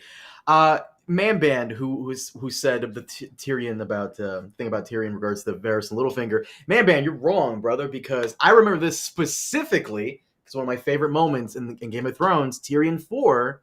Why does a bear shit in the woods? He demanded. Because it's in his nature. Lying comes as easily as breathing to a man like Littlefinger. You ought to know that, you of all people. Tyrion says that to Catelyn. So, also, the characters in the show are a bit smarter than they are in the books. Because you're right, everyone in the show knows that Littlefinger is this guy. But in the books, with the exception of Tyrion, you're right, not everybody does know about Littlefinger's true nature. You're right. Yeah. I think he even like he tries to like even say that like Ned thinks he's kind of useful, and it's like no, Ned hates him from the beginning. Like I don't. So it's all very weird. I mean, I suppose you could make the argument that Renly like thinks he's fine, and like Robert thinks he's fine, and Cersei thinks he's fine, and Jaime thinks he's fine, but it's hard to believe that like Stannis would like Littlefinger, like you know, like Littlefinger constantly making sex jokes. Stannis would just be like, "What the? Shut the fuck up! Get off the small council." You're right that we need more, like in the same way Stannis is portrayed differently depending on the POV. You need like different POVs portraying Peter differently, Littlefinger differently, because you're right that it's all samey, and he acts just like so obviously like he's scheming and doing nonsense and stuff, and it's like, why would anybody believe this guy? Right. Really, George? I can't. That's what he said, man. That's what he said. Did he skip season 6 onwards? I know Elio said he didn't watch season 6 onwards, but did George do the same? Like Euron, really? Even Jorah's like vastly different. Okay, whatever. Yeah, I mean, I'm not sure when it was, you know, the interview, which season he was talking about it, but I mean, I would argue that the Mance Rayder like is just so utter, like it's just the opposite. Like it's one thing to be like, oh, Euron. I mean, Euron's crazy. You can kind of make a crazy argument or something, but like every fiber to show Mance is in opposition to Book Mance. You know, this incredibly serious man, and Book Mance is the most unserious man. You know. Show Jorah is like way better. I'm sorry to keep harping on it, but Show Jorah is way better. He's kind of charming, whereas Jorah is a bit more needy and kind of creepy. But he's I agree. Yeah. Show Jorah is you could understand Dany having feelings for Show Jorah. Book Jorah, you're just like, the guy's a fucking dick. Like he's just buddy. Read the room. By the way, Trey, did you see the GIF I posted in our group chat on Discord? Wait, let me see. That fucking hair looks familiar there, buddy. Let me see. It's loaded. That hair looks familiar there, buddy. I'm assuming it's Griffith. It's loading the top, very top of his head, and I can already tell it's Griffith. Oh my god! It is. It's Griffith from the opening of the new. He's got the little egg, right? So yeah. I mean, of course, nobody's been watching our Berserk with the Boys. So. Damn, I was talking to Preston about this. I don't know if you've been reading the comment section on those videos, Trey, but everyone's like, "You guys gotta continue." Yeah, but like, yeah, I understand. The nine people that are into Berserk with the Boys love Berserk with the Boys. I mean, Berserk with the Boys is. I mean, this is the thing: is like, not that many people watch. They don't understand how good Berserk with the Boys is. But like. The thing, I have the same problem where there's certain videos where this is why I don't split things into part 2s, because typically sometimes you'll get like this, like you're like, oh, should I even make a part 2? Are people even watching this? Yeah. Trey, I'm sorry, Preston, but Trey, it happened again. Preston, don't watch this. But Trey, it happened again. I need to show you this. It happened again. Oh. It's that thing I told you about that one time. Just watch that real quick. Go ahead. I'm sorry, Preston. Go ahead. Just watch that real quick, Trey. It happened again, though. A Song of Ice and Fire is George R. Martin's fantasy version of The War of the Roses. If he sticks to history, he may have Aegon VI marry Sansa because that's what happened historically. Henry Tudor marries Elizabeth of York. Yeah, but George, I mean, he does do the War of the Roses, but it's all like out of order, you know, and so he's taking characters from all sorts of different times. I would disagree with this interpretation too, because I think the most common interpretation is that Dany's Henry Tudor, and like the king from across the water, he was the exile coming back. And then that, like, I think actually like the parallel would be Lambert Smanel, like the Pretender, who like is like propped up random like kid that was found in like a crowd and like is thought of as like the lost son of some king, and then he leads like a very short-lived rebellion and becomes like a falconer or something. Like he's taken prisoner and then becomes like a nobody. He becomes like a peasant. So I don't know. Like you're right that like George just like throws just like willy-nilly. Like he's like, I don't care. Like I'm not really following it. There's people that have really, really tightly followed like War of the Roses stuff, and it just doesn't work. You can watch that TED Talk, that TEDx video, that TED Talk video where it's like this is how Game of Thrones. It's like Joffrey is this kid and Cersei is this kid or whatever. And it's like, there's a TED Talk on it. There's a TED. It's like an animated TED thing. Let me see if I can find it. TED Talk, Game of Thrones. And people watch that, and when you actually take it, like, because that's the thing is some part of A Song of Ice and Fire is like the Iliad with like Robert and Helen of Troy and that kind of stuff. Let's see, what is this? See, it's this video. Everybody watches this video. It's a good video, but it misunderstands George. That George just like randomly what is right. I mean, Preston, do you want me to send you this on Facebook? Unless you can see it on Discord. Sure. I mean, that's the thing is like George reads his history, but of course he's like taking the pulp version of everything. In order to like I don't know how much of a student of history George actually is. Right, he seems to know. That's the thing is like almost anything with any subject you kind of bring, like let's say like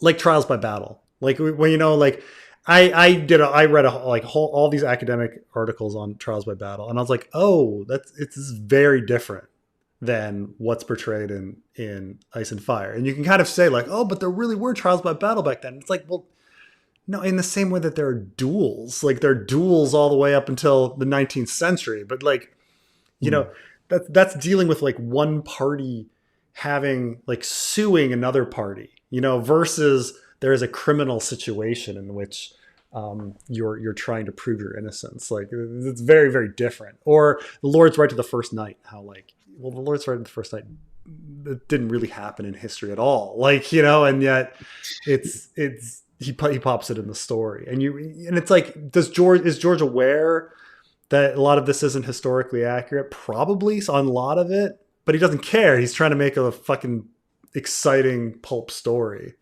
in many ways, you know?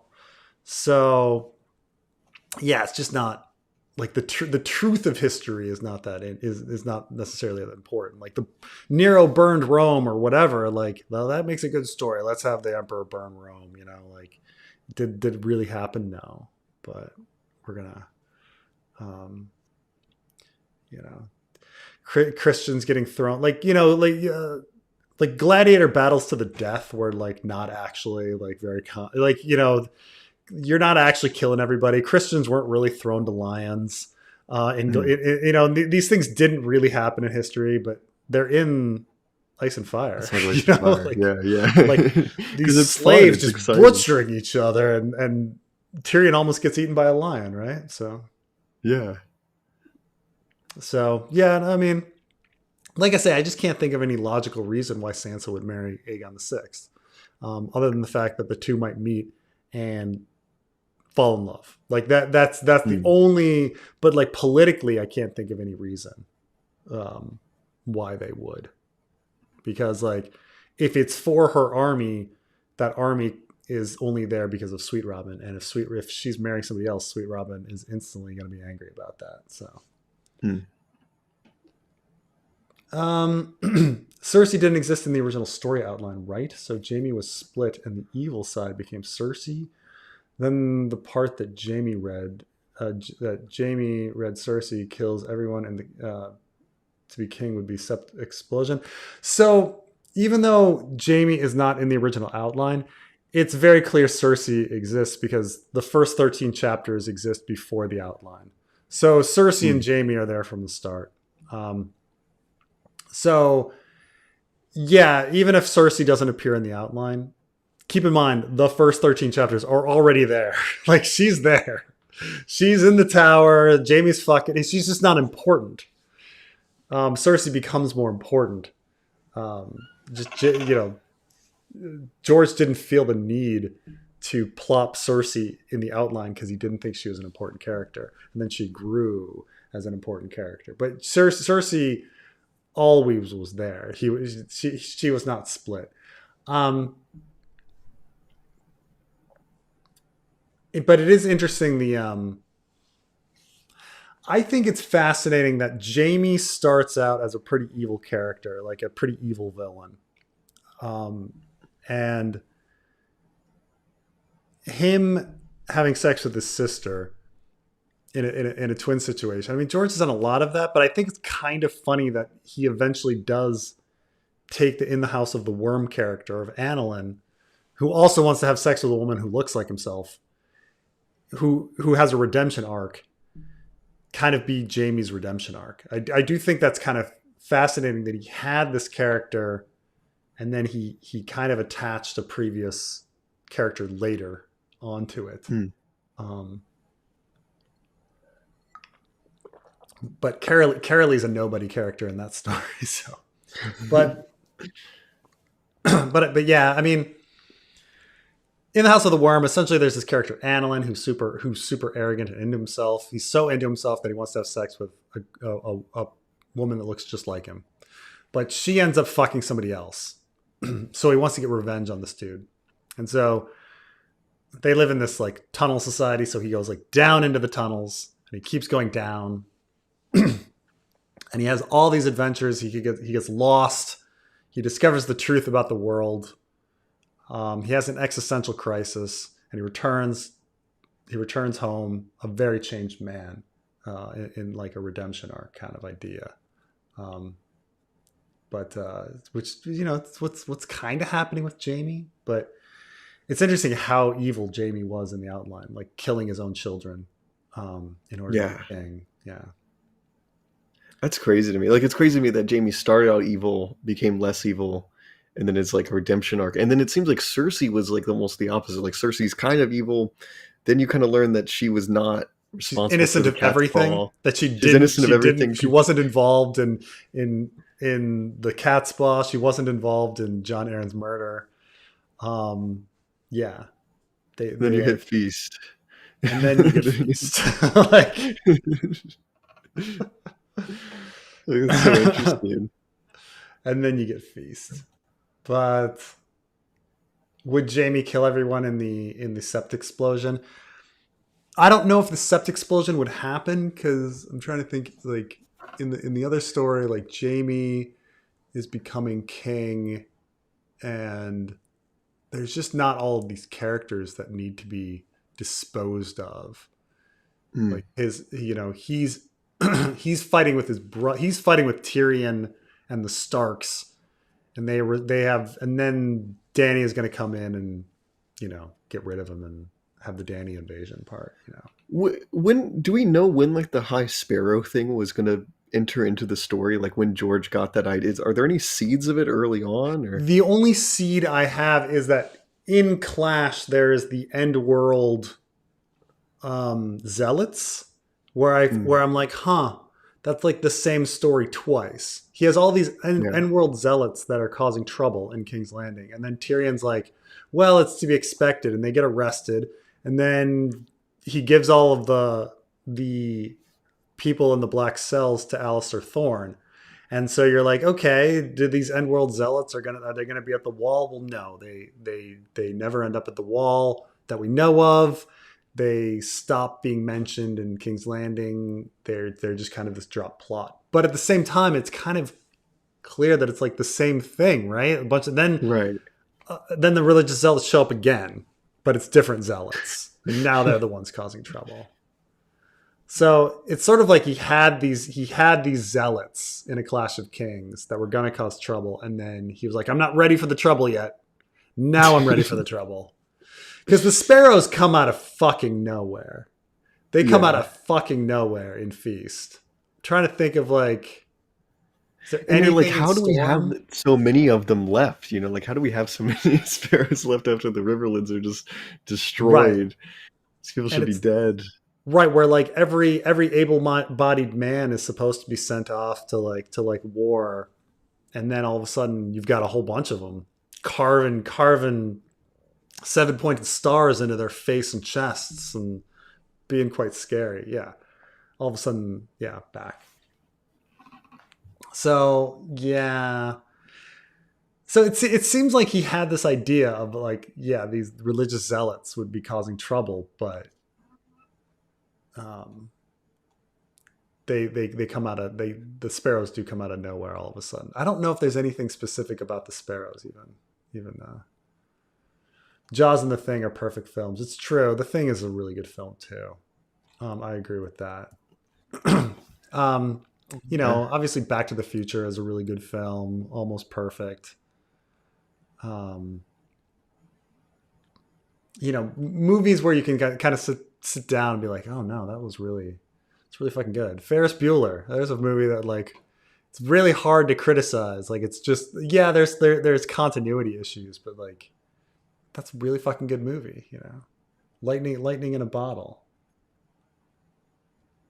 What's your favorite movie, Trey?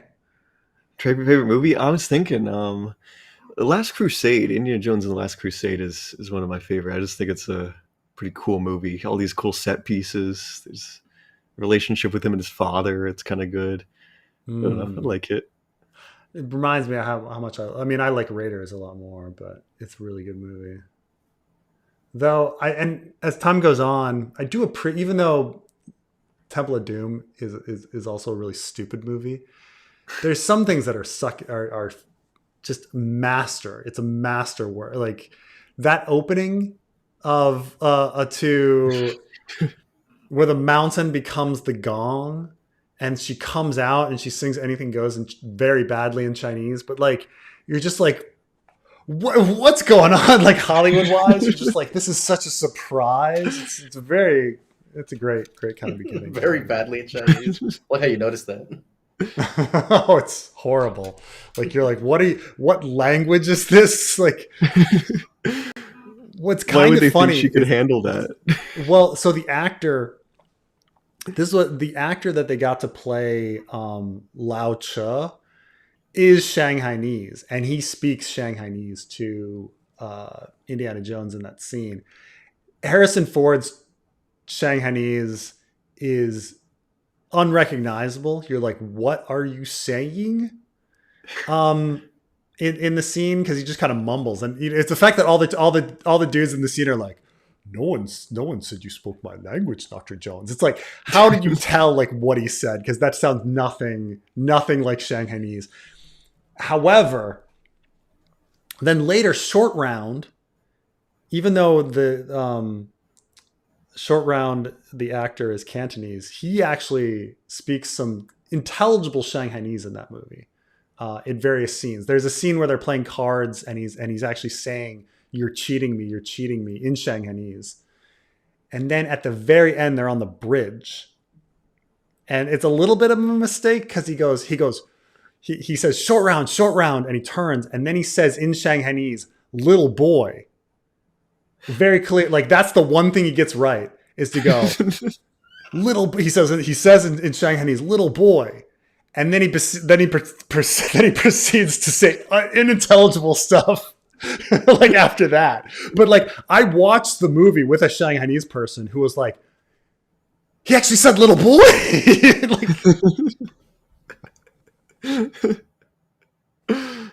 Oh my god. Yeah. But at least they got it right enough to at least try with Shanghainese. Had they not tried at all, they just would have had everybody speaking Mandarin.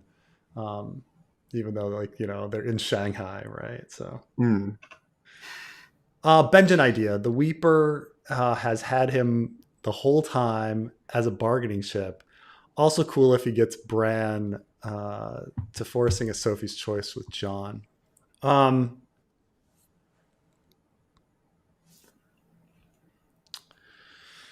that means it's not that's not like a cool idea, but then it's like we have to keep a POV alive to observe all of this. Oh, I guess you'd have to get Bran in there. How to make that work? The Weeper has him. I love that idea. I love how disappointed people would be by that. The fucking Weeper? This like character we barely met?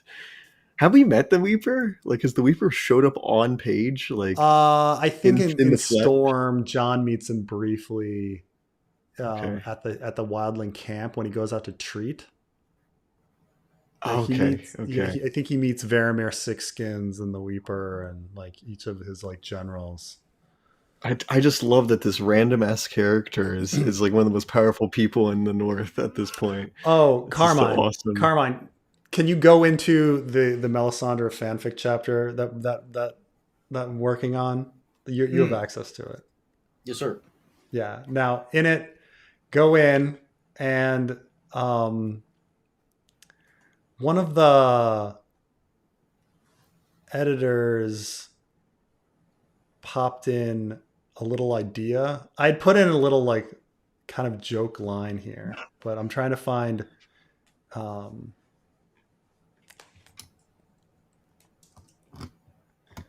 there we go. Let me it's here we go. On page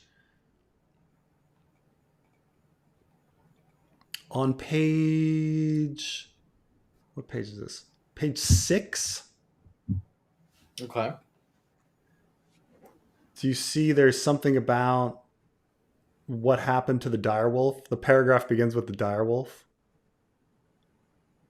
The direwolf? You sure it's page 6?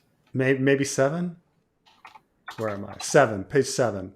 The direwolf. Yeah, 7. John's pet was gone. You want me to read it or No. But on the last line, on the last line, there was the page or the paragraph. Do you see that last line? There, the rumors. Yeah, you've read this to us before. Yeah. This last night. But I'm going to text you what one of the editors asked this idea, and I was like, maybe. Let me see. Because the only person up there that could actually, if I don't know if the super chatter is talking about the fanfic or just the story in general. No, he's talking about the story in general. But one of the editors put this idea forward, and I was like, huh. I never thought, I was like, I hadn't thought of that at the time, but I was like, that would be an interesting theory. Ironically, Trey came up with this idea. Oh, really? Did I? You did. Wait, what's this idea? I don't even know what this idea is. So, Trey, I'm we're being horrible between both of you motherfuckers through like him through Facebook, you through Discord. So I love that. I love that idea that I've made up this. I invented this idea. This was back a couple of months ago when we were talking about the chaos at the wall, back before Preston had cleared up what he wanted to do at the wall after John was stabbed, and we were talking about like how the mutineers set fire to the shield hall and who was going to die, yada yada, if Satin was going to go, if Tormund was going to go, and then at the very end of the chapter you would have the gates bursting open and then one person walking through, and we were talking about who that might be, and then you say it would be who did person. I say? Yeah, I remember you were like, no, but this was but Stone Snake. This is about like Stone Snake just randomly showing up.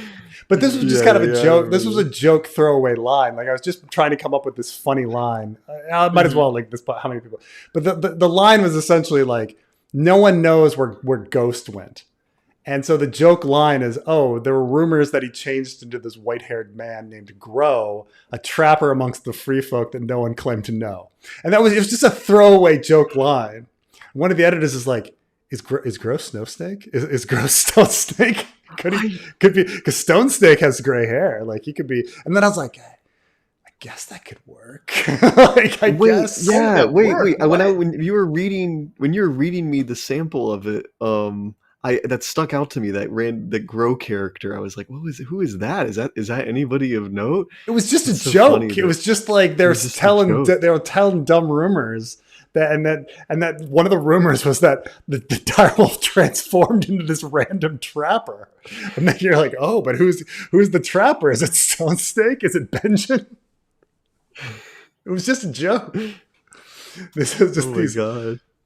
But see, we're so crazy. Maybe The only way I can see this being what the super chatter here is saying being fun is if somehow Melisandre gets to interact with Benjen. Preston, this is how you know that you're nailing the George style. You're getting fans to look into things that you never even thought about. You never even make theories out of it. People are theorizing about stuff I didn't even think of. Yeah.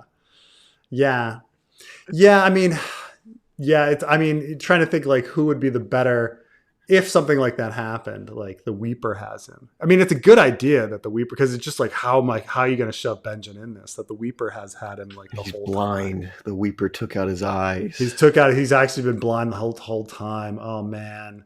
Oh god. Ooh, and you barely recognize him. Interesting. Yeah, it's just like they've been he's like missing an arm. And they totally reeked him. You know. You see, and this is the tragedy of it all. Because the only point of view character up there would be Melisandre, and the moment Benjen somehow she gets his release and he comes back into the Watch and he just misses Jon. Jon is dead. He gets to see Jon's body. He also get to see shit when the Weeper cut out his eyes. Here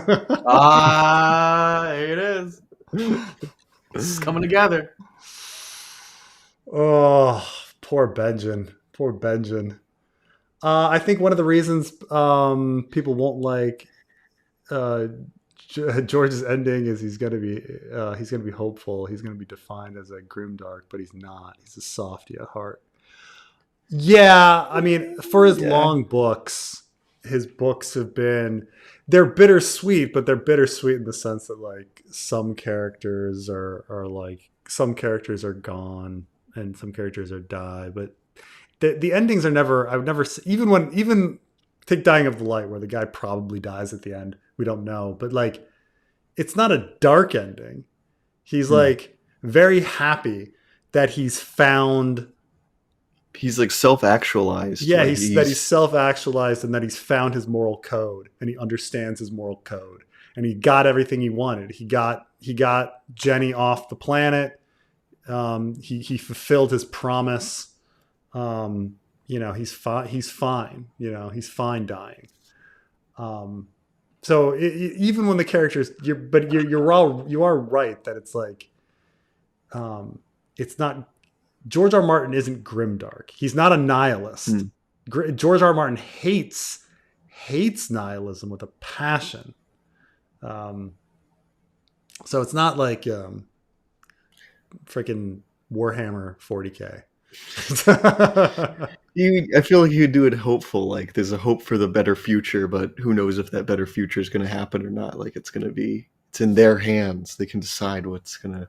I don't know. I think of Fever Dream with that, where like there's the hope that humans and vampires will get along someday, but it's kept ambiguous. Like it seems like they're on the right step, but we don't know. Yeah, and he loves his ambiguous endings. I don't know if there's anything other ending than he could have, but Elle gets up Duff. False Spring has Jon. What's Elle gets up Duff? Who's Elle? Littlefinger gets up Duff. False Spring has Jon. Lenore? Up Duff again has D. Tower of Joy. No such thing as opiate-induced coma. What is this? This is gibberish. No. It's Ross trying to activate Preston's CIA protocol. That's the only thing I can see. Winter Soldier, arm on. Who's Duff? Because that's Daenerys at the Tower of Joy, right? So okay, Daenerys at a False Spring has Jon. Elle gets up Duff.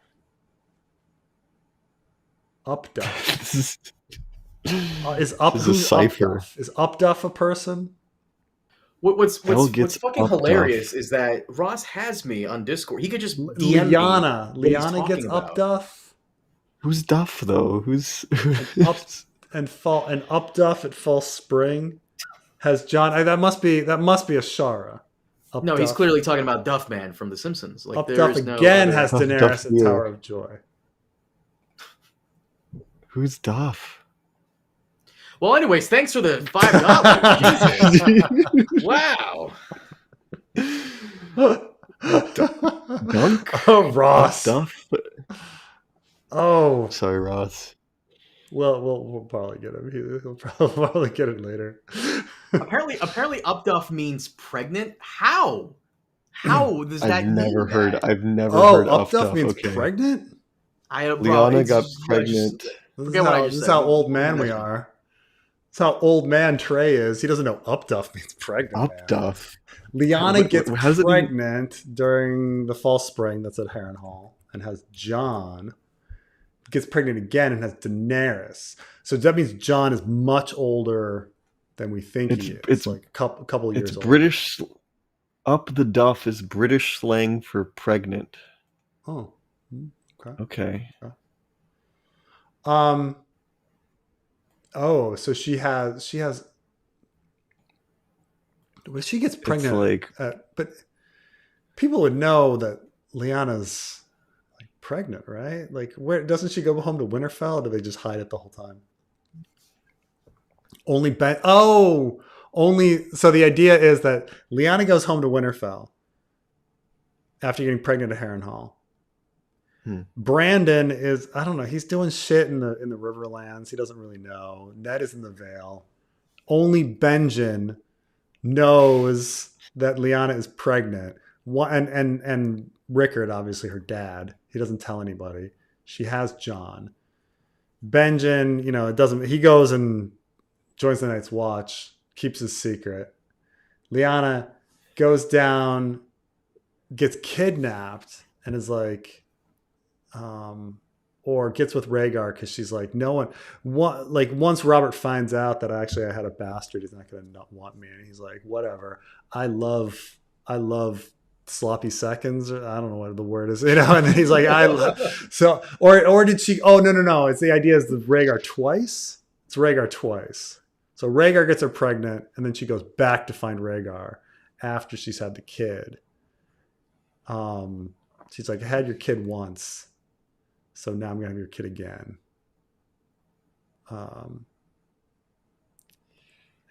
People are going to start noticing I'm pregnant at some point. I feel like there'd have to be hints at this, like how do you hide 2 pregnancies? So, in one interview, George once said that, like fairly early, it's like a So Spake Martin. He said that he was originally like, people keep asking about stuff, and he was originally going to like in later books maybe have a timeline, like and include a timeline of like major events. And then he just didn't. And I'm just like, you could never fucking do that. Cause like, it's like. What's funny about like him wanting to do that is he could just have Elio do it. Elio has like, always offers to do all of this stuff for him. And it's true. Just give it to Elio. By the way, up the duff is a British slang term that means a woman is pregnant, which is funny because Ross is Australian.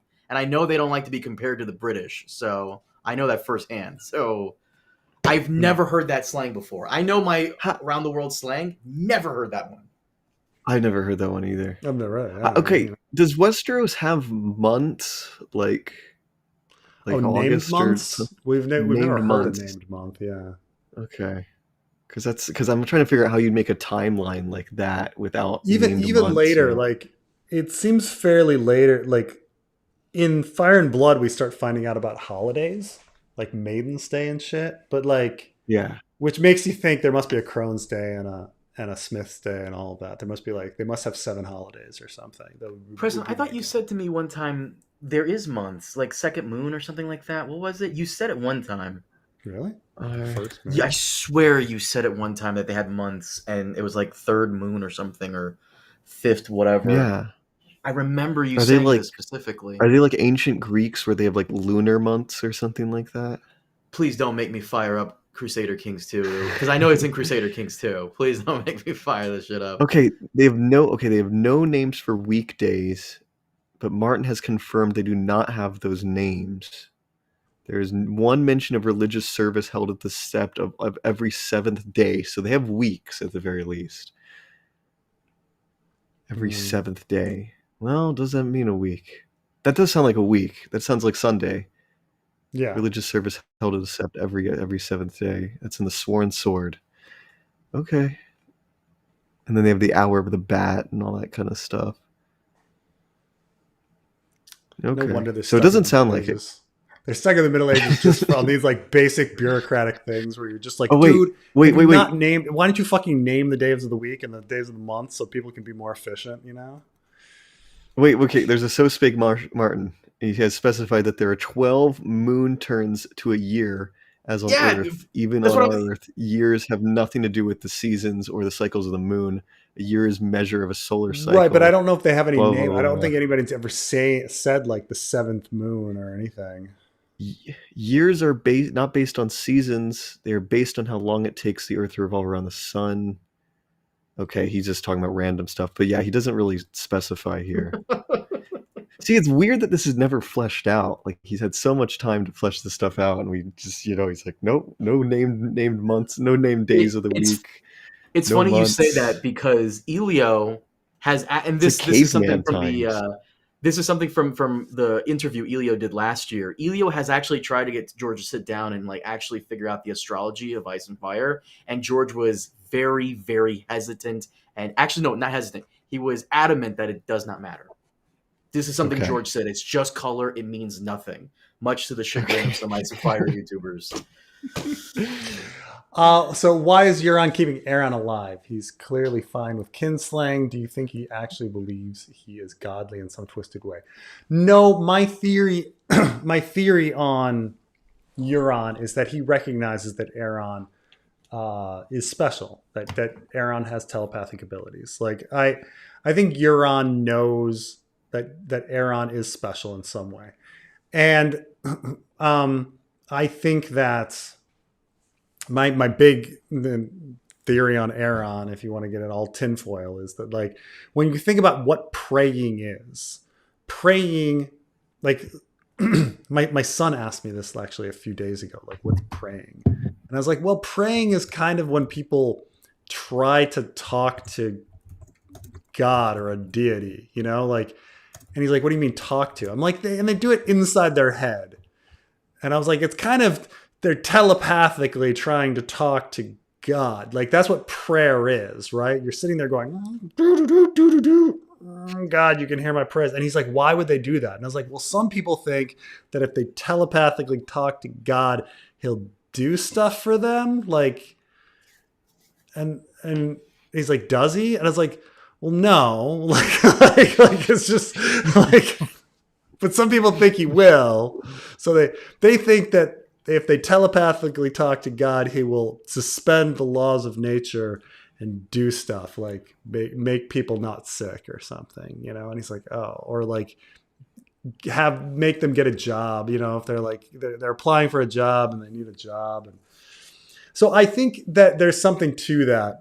And I think there's some evidence of it in previous stories, especially like Song for Leah, that when he's saying in the Forsaken chapter and stuff, like pray to me, and he's got all these holy men. What do holy men have in common? Well, they all pray. And what is prayer? Telepathic communication. So I think he's trying to do something with telepathy, and that's going to be useful in his battle at in the Red Wine Straits against the Red Wine Fleet. In the Harrower chapter, I have it that he was chumming the water to bring in Krakens, and that maybe the telepathic trauma that he's given Aeron is going to somehow like protect him or something, or keep the Krakens away or from his ship specifically or something. But or maybe he's I put in there that in the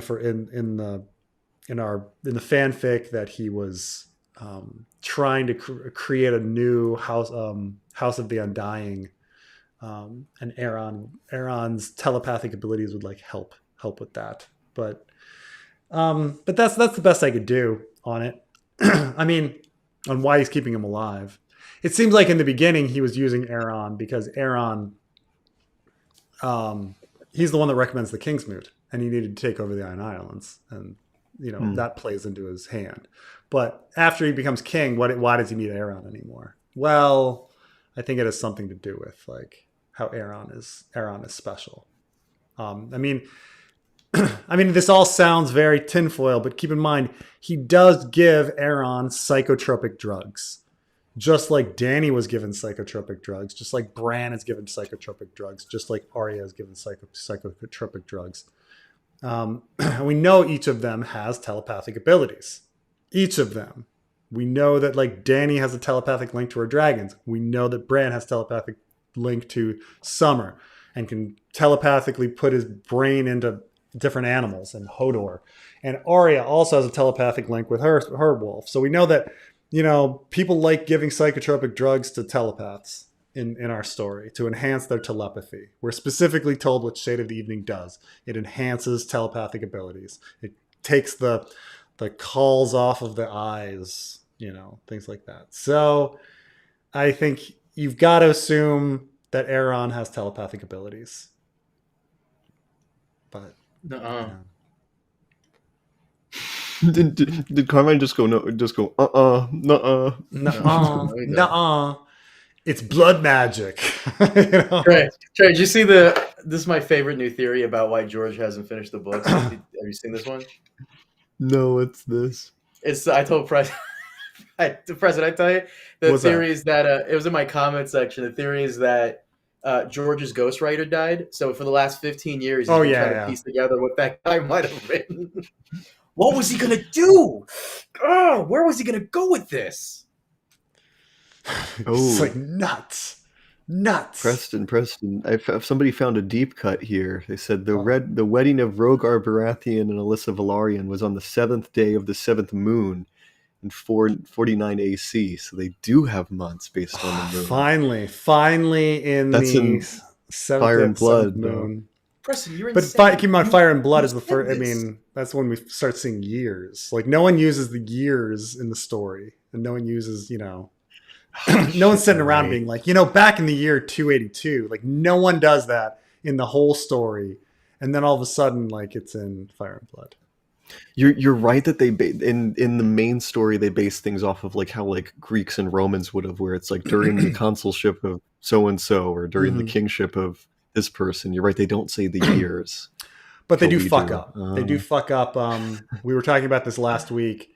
Joffrey says it's been 3 centuries since Aegon's landing, and it has not. He falls for the year zero issue, which you'd only do if you actually like wrote out years, you know. So apparently Joffrey, You've known this. You've said it to me in a video. I'm telling you. I can't remember every fucking thing I say. I remember most of the stuff you said. I remember most of the stuff I say. Were you crazy? I'm telling you. You've said this to me before. 7th moon, 7th day is from Fire and Blood. Fine. I somehow knew it at one point. I was smart that I forgot it and it became dumb and very wrong. And I got dunked on because I forgot.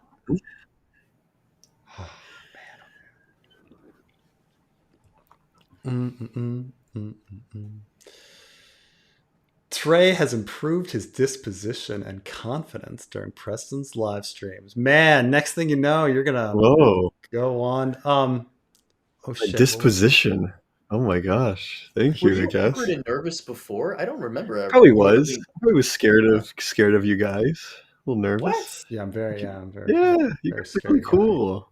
Yeah. I'm a fan. I'm a fan. So it's a big deal when you're talking to people you're a fan of. Sheep for hostages. Craster. Yeah. Back of our discussion of what are they doing with the sheep? They could also be fucking the sheep. The others, really? We don't know anything about them. We don't know anything about them. You know, they could be eating them. They could be Abu Lail kind of situation. I don't know if you remember my story of Abu Lail, but I had a friend who he was doing Peace Corps in Jordan. And he lived in a town which one of the guys was known for going out and having sex with the sheep at night, and everyone called him Abu Lail, which is father of the night.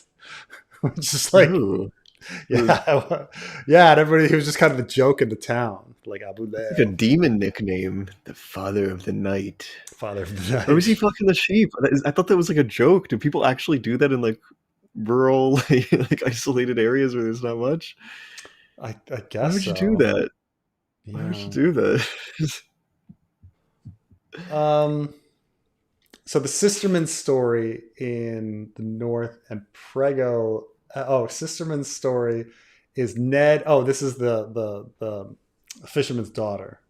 Sisterman's Oh, okay. story is Ned and pregnant Lyanna going back to Winterfell to have John. Oh shit. Now it's like creating an entire timeline that he gets her pregnant. Rhaegar gets her pregnant. He then spirits her back to Winterfell one way. Wyla is well, and then that's a yeah, and then she has first baby John. But then But wait, how did he get from Winterfell to Dorne? Wait, yeah, I'm trying to figure out like because he brings little well, this baby is at the John beginning of the back. war. He goes back to Winterfell and then he raises his banners, and then he goes all the way down for the Battle of the Bells. And then after the Battle of the Bells, he goes to the Trident, and then King's Landing, and then Storm's End, and then the Tower of Joy, and then Starfall.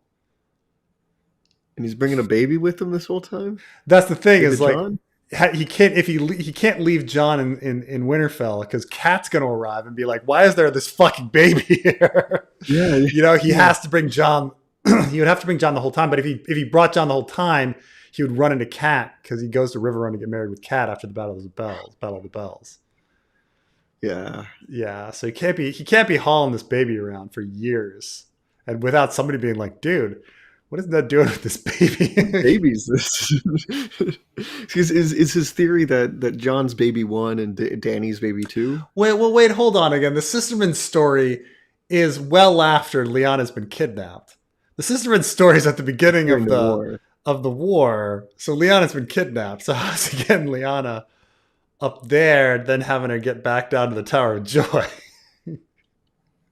Ross is fucking with us at this point. He's got the jetpack. He's got the jetpack. Oh my gosh.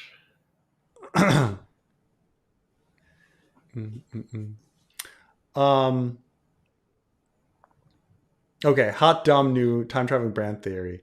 Time season distortion. Repeating time loops extend the seasons. Bran's lifetime is one long summer. More loops, longer season. I mean, it could just be, if you could keep it simple and be like, well, seasons have to do with time. Time traveling Bran has to do with time. It all starts distorting shit or something. I don't know if He's it really right that we gotta works get that. Yeah, that his life is one long summer with more loops. That was the crazy thing about this show for me, is that they just didn't bother to address the season thing. Like, that just like the big question of the series is just not addressed. Like, because you need to address why the seasons are screwed up. Like, that's like a main facet of the story. And it's just the fact that like it becomes such a huge issue with Stannis. Like, it's winter is here, and I won't be able to move my army because it's winter.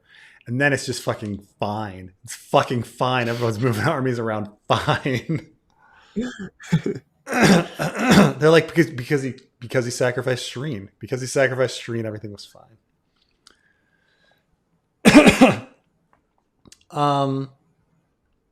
Tyrion lived in Casterly Rock until he rode down for the tourney and bet on Jaime. Then he went along for the journey to Winterfell. Makes sense why everyone doesn't know him in a Game of Thrones. So, let me bring up the Varghese Egan. He, like, Sir Vardis. he says,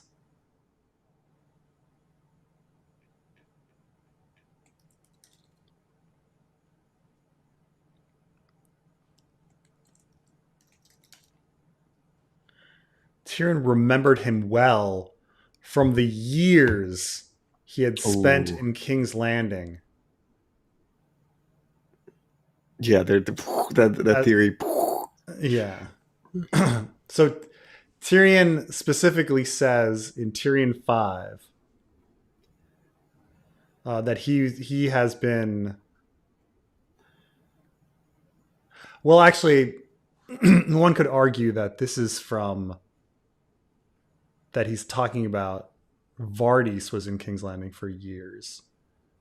But him knowing him well from the years means that at least Tyrion's been going there for years to experience Vardis living there for years. In case I've got a... This is a...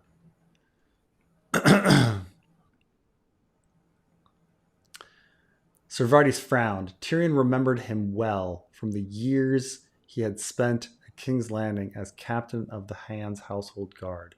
A square, plain, silver-haired. So Tyrion's in and out of King's Landing, living there or not, for years. I mean, over the years, to know that Vardis was there for years, he should know that Robert Arryn is there for years as well. In fact, I think does see, I might be conflating show and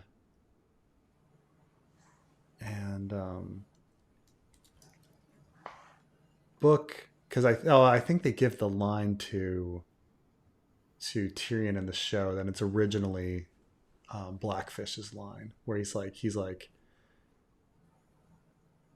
oh, in A Game of Thrones it says Tyrion had known Lady Lysa slightly during her years at King's Landing and did not look forward to renewing the acquaintance.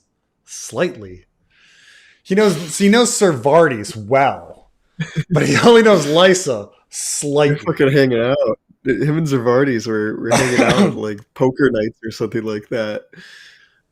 Then he should mourn Sir Vardis a little more than when when Sir Vardis gets killed.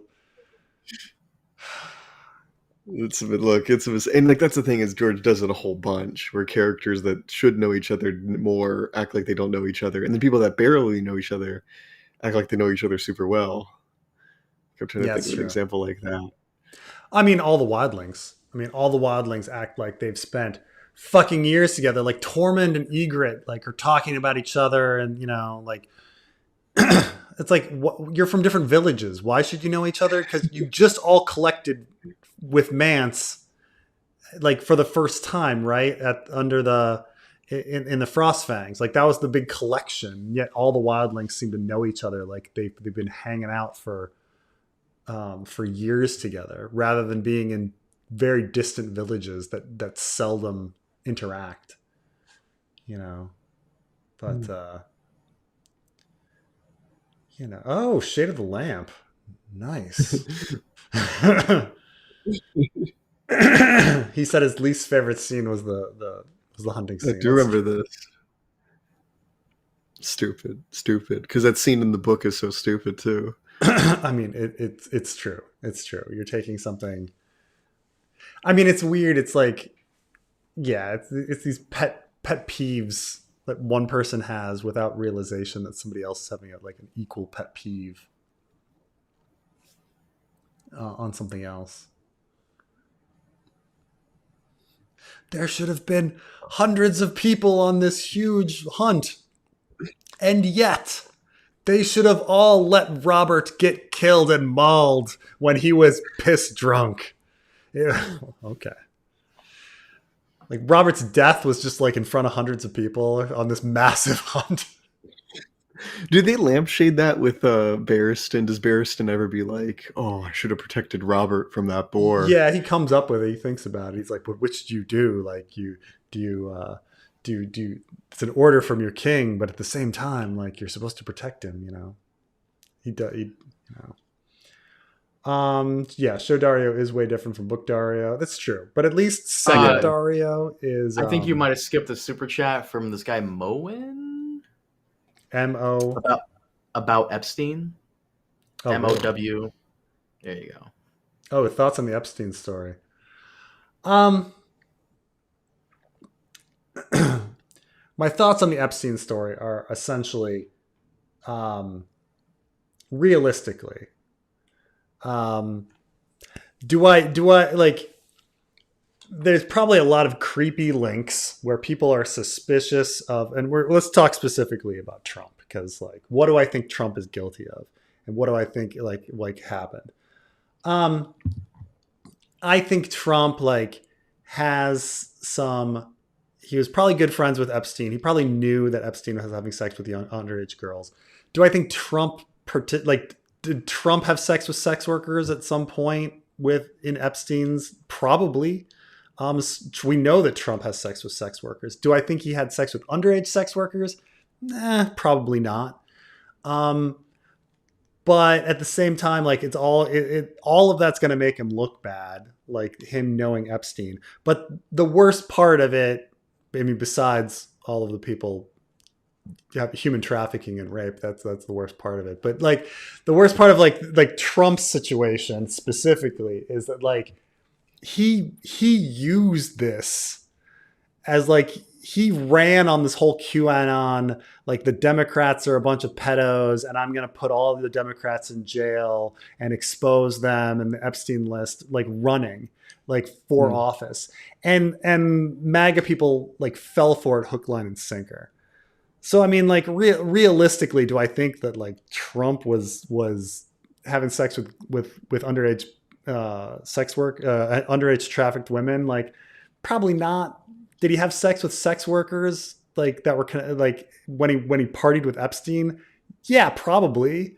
Was he friends with Epstein and knew he was having sex with underage girls? Like, yeah, probably, and said nothing. Yeah, probably. So it's obviously we live in this fucked up world where we should be caring about really important issues, like this bill passed that's going to strip like 30 million people of their medical insurance. Like, that's way fucking more important, you know, but we're sitting in this world where we're going to talk about Epstein, you know, and it's fine. But, you know, anything that brings down Trump, I suppose. But it's. By the way, just to correct you on a couple of things, apparently, I didn't know this. Trump did not, at one point during his many, many appearances on the campaign trail, promise to bring to light the Epstein stuff. Not one time. However, it has recently come out that he was more than acquaintances with Jeffrey Epstein. He sent the guy birthday messages and have private parties where it was him, Epstein, and just women. Yeah. So they were more than buds. But I mean, you know that like he was still riding that QAnon train. Elon Musk was going around saying that it was gonna be released. Like, they all thought it was, you know. I think they asked him once that he'd consider it or something. Would you release the Epstein stuff? He's like, I'll consider it, you know, or something. But, you know, did he ever promise to release the Epstein list? No, I guess not. But the fact that he's fighting really hard not to do it, and then he's just kind of throwing them like scraps, and now it's like Obama's treasonous and should be arrested. I don't know, now man. all the distractions, right? All like, I'm distractions. going to take away Rosie O'Donnell's citizenship. Like, what? Who are you fucking talking? Like, what are you doing? Why are you trying? You're obviously trying to distract us from the Epstein story. But yeah, I mean, realistically, like he was friends with a really bad dude and didn't say anything, and it wasn't a problem. Like, it just wasn't a problem. And so that's he's got to look skip bad. the previous super chat, by the way. What's that? McCrag. There's one on the Crag? MT Crag. No. Yeah, his. Right there, yeah. What's this one? Time traveling Brad? I did this one. I talked about this one. Oh. Yeah. Bow, bow, bow, bow, bow. But man, I can't believe we live in this world where, honestly, like deporting U.S. citizens, like no one cares. I say this to you because I love you. You know, the thing bringing him down is do not Epstein. watch the Jubilee video with Mehdi Hassan. Do not watch that because you will lose all faith in this country. I promise you.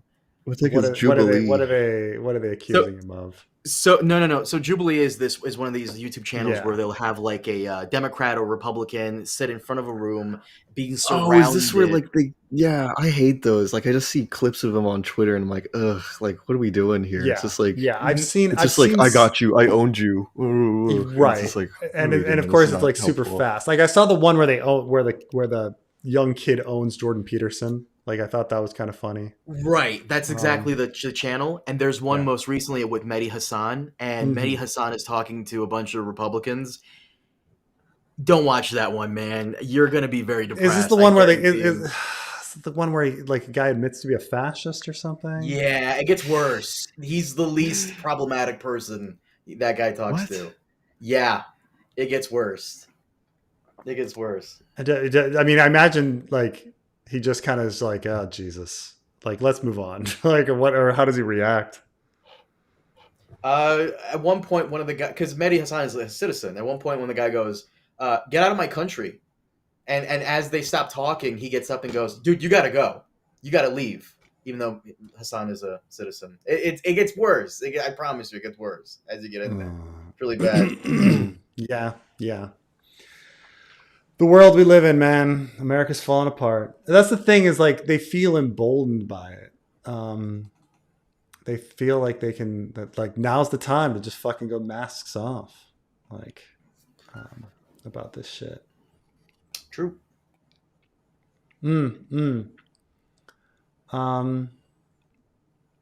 But remember, before you move on, remember, Preston, how dare you and Trey support Kamala Harris? Clearly, how dare us? How dare us?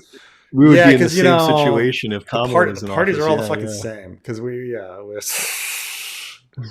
definitely be in the exact same situation if Kamala were president. Oh my God, they'd be complaining about whatever Grey Poupon and all of the other things that. Do you remember all the things they would trash Obama for? That he like put Grey Poupon on his food, wore a tan suit. You know, they've gotten so bad. When you talk to them now, Republicans, they legitimately believe things like Michelle Obama is actually a man and stuff like that. Like they legitimately have gotten to that point. Like I'm saying that's a fairly mainstream idea among right wingers is that Michelle Obama's a man. You know. Oh boy.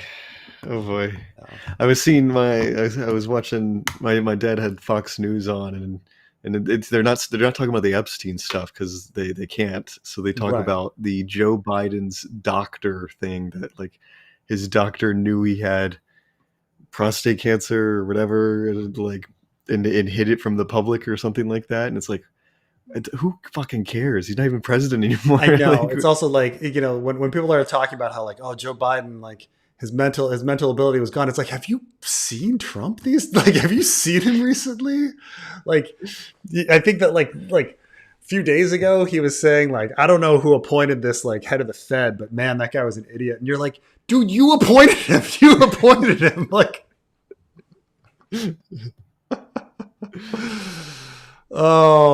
thoughts on time skips between chapters in the middle of wins could get the goal of the 3 to 5 year gap while telling the story that needed to be told.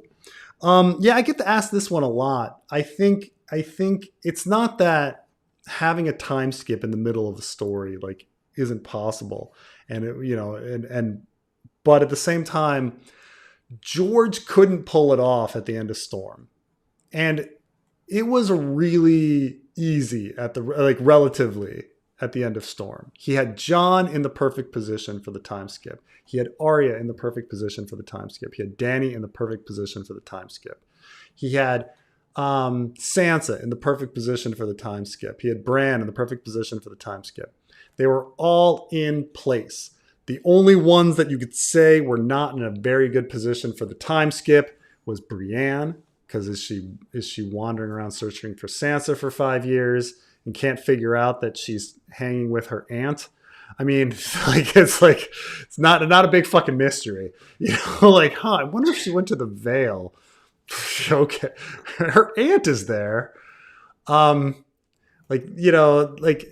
Brienne's not in a good position, but the reason that George didn't do the time skip between Storm and Feast is because he didn't think it was realistic that the Dornish wouldn't do something over the course of 5 years. They would have reacted to Oberyn's death and acted. They wouldn't have had Oberyn's death and waited around for 5 years.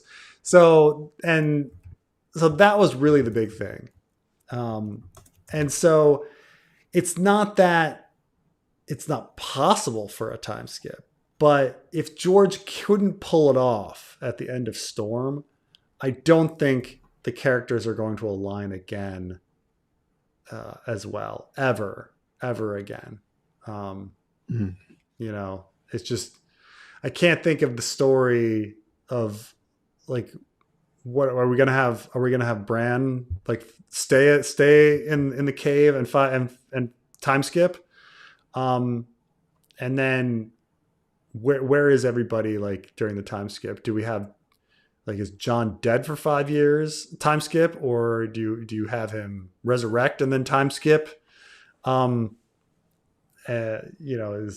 Dany making it back and having a 5-year battle with Aegon, or is she waiting another 5 years before returning? Does she rule in King's Landing for 5 years? Like that kind of stuff where you're like, I don't think there's never going to be as perfect a point for a 5-year gap time skip as at the end of Storm, and George couldn't pull it off then. So I don't think he can pull it off again. Not with how messy the story is now. But yeah, sorry, I don't think any time skips are coming. How would Mao react to the Sparrow movement? I mean, he would probably just kill them all, right? I'm trying to think of like how Mao would have, Mao would have just flat out executed him. I mean, have you read about the anti-rightist campaign? It was brilliant. It was brilliantly evil. So when Mao comes into power, people are really like excited about this new communist government. And he's like, you know what? What we need is a lot of constructive criticism from people. And he tells everybody, like, please, like, give us constructive criticism. And so a bunch of people do. And then he's like, ha ha, I was luring the snakes from their lair. And he kills everybody that he criticized. It's like, yeah, that was it. Yeah. It's like, good show. So no, how would Mao handle the Sparrow movement? He would find every single Sparrow and just execute them. Like, it would have been that simple. Mao didn't fuck around. Oh man. Or maybe he'd make an alliance with them first, have them go fight a battle, and then against his other enemies, and then kill them. So.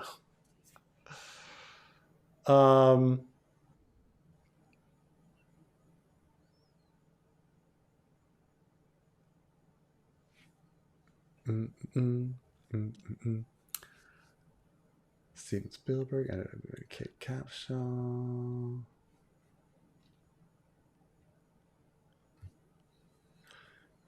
Steven Spielberg and Kate Capshaw have been together 37 years. I can't believe it's been that long since Temple of Doom.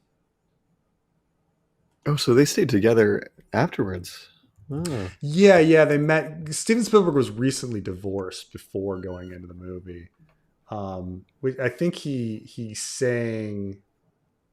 I think he said that like one of the reasons that the movie isn't the best quality is that his mind is kind of in a different place, and but at the same time he meets his next wife. Oh. The Great and Powerful I didn't know Turtle they stayed gets a happy together. ending.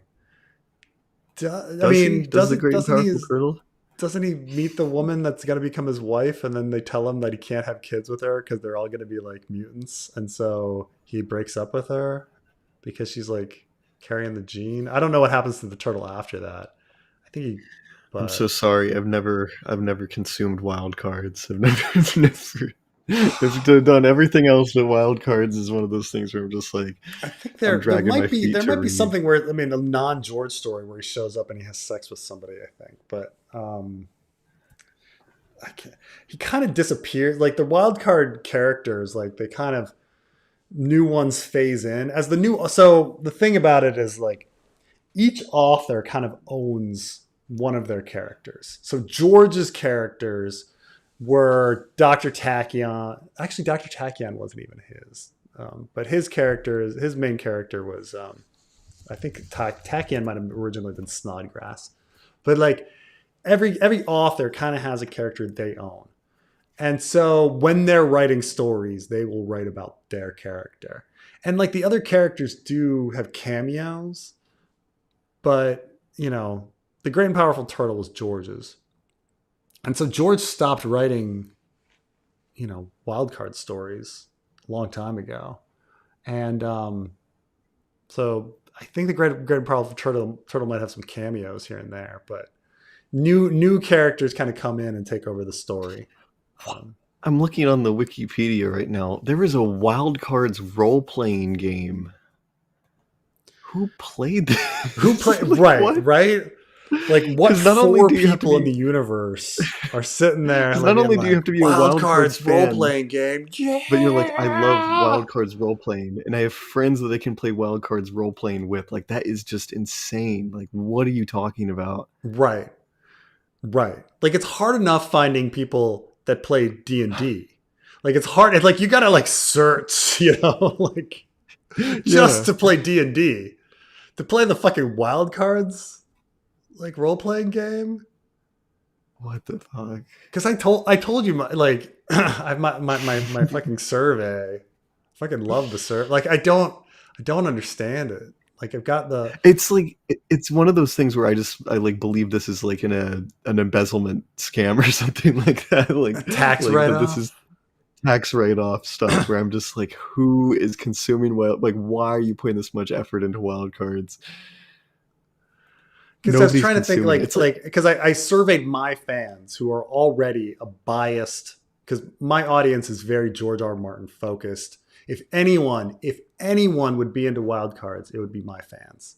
And I did a survey, and I think 1% of the answerers of the survey said that they were wild card fans.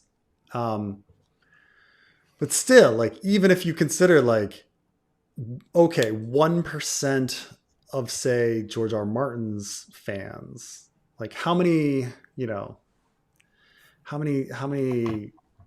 book sales of A Dance with Dragons happened, and then you say, okay, well maybe you could say 1% of that you're getting a, you know, are you getting some hundreds of thousands of people internationally or something? I don't know, because what percentage of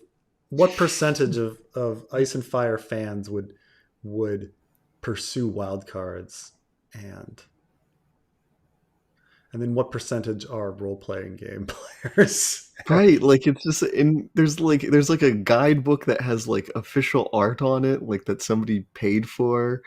Like I just don't get it. I don't get it. Like who is this like, for? Because who is this for? And then like I just know that like in everything struggles to get funding and support to get stuff made, and like that this keeps doing it where nobody is, you know, like nobody's consuming it, so why is it getting money still? I think there might have been like separate, there was like GURPS, right? And then there might have been more than GURPS one wild cards role-playing game. What? This is also like sometimes I hear about a product that I see people consuming all the time, like going bankrupt, and you're like, well, it wasn't profitable. And you're like, okay, that wasn't profitable. This was never profitable. How is this? Because if you like role-playing games with superheroes, why don't you just do DC or Marvel stuff? Like, I just don't understand. Why are you doing George R. Martin's D-list superheroes? And how did that one get approved? Like, there's so many more like bigger IPs that you'd think that would get targeted. Maybe it's just super cheap to make. It's just they got some like ghostwriter to type it out in an afternoon. It's like I had a friend in college who made a card game that was like bought, and he had like a bunch of sequels to it too. His like card game was bought, and like, I don't know how many, like, making a card game seems pretty cheap though, and a lot of people are into card games, like those quick board games and stuff. Yeah. Dad, can we buy D&D? No, son, we have a perfectly good Wild Cards RPG at home. That's really funny. Have you ever heard of Boot Hill? Boot Hill? No, what's Boot Hill? So... RPG. When Dungeons and Dragons came out, they decided to do a Old West like RPG that was at the same time, and of course, like, it didn't do that well, and so it stopped being produced. But like, there was this other Gary Gygax role-playing game called Boot Hill. And of course, like, nobody bought it, but it was like published in 1975. Yeah, that's it. So they kept trying, but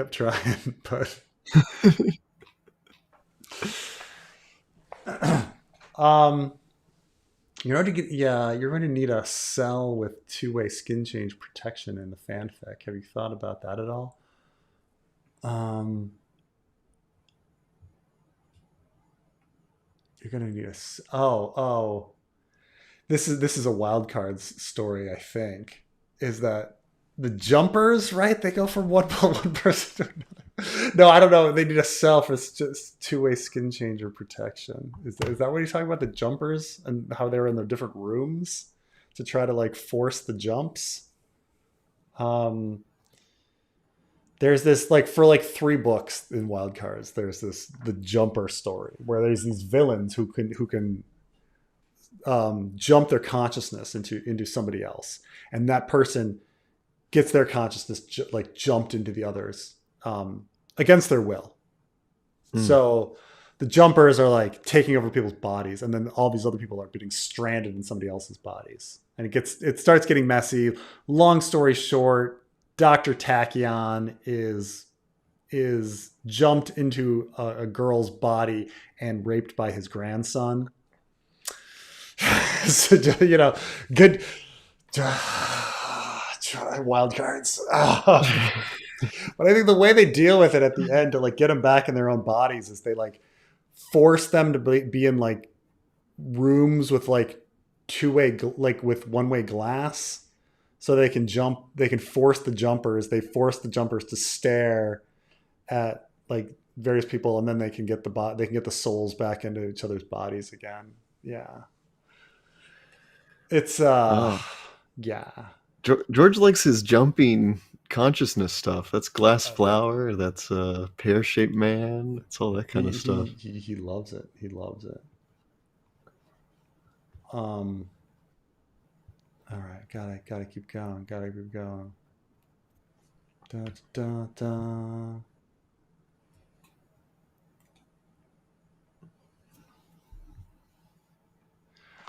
All right. Oh, Trivia Explainer is here in the chat. Oh, hello. He's talking about how they should have months in Song of Ice and Fire. That's how far behind I am. Is that I'm on your like month discussion? Shit. Oh my god. I think they slowed down. I think the super checks slowed down around then. Okay. There might not be too many.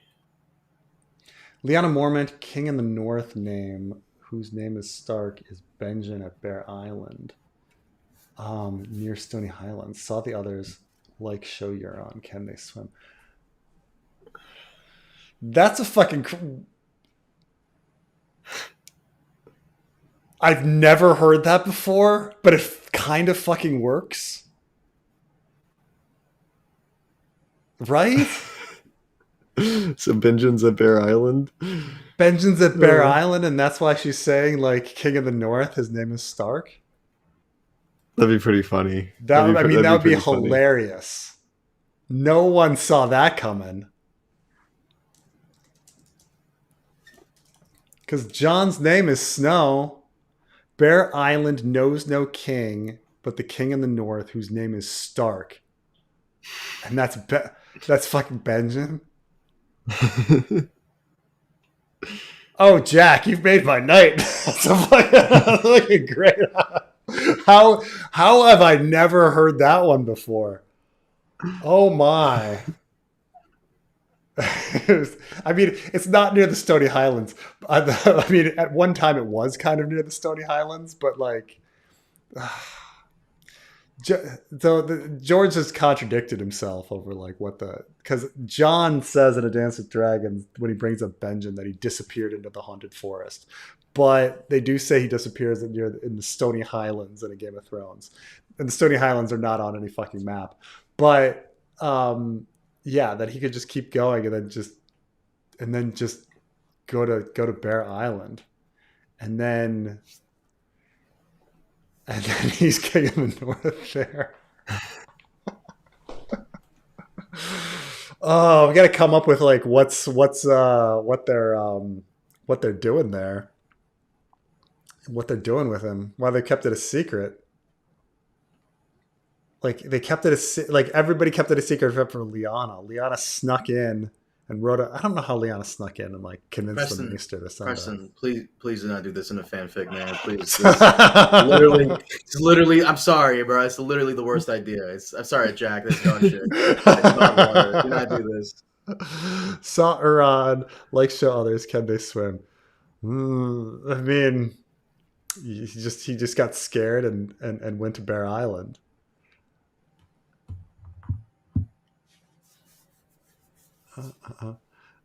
It's just of Jon's mom as some random Vale woman that she meets, like kind of Ryan Johnson it with Ray. Like, what's your secret lineage? It was nothing. And then it was Palpatine.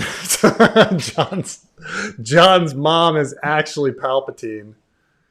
We thought it was nobody. We thought it was somebody important. Then we thought it was nobody. Then we thought it was Palpatine. Ned with R plus an L. Ned with R and L. They split with R racing to King's Landing to stop B killing himself. Cat does arrive in Winterfell with Jon already set up. I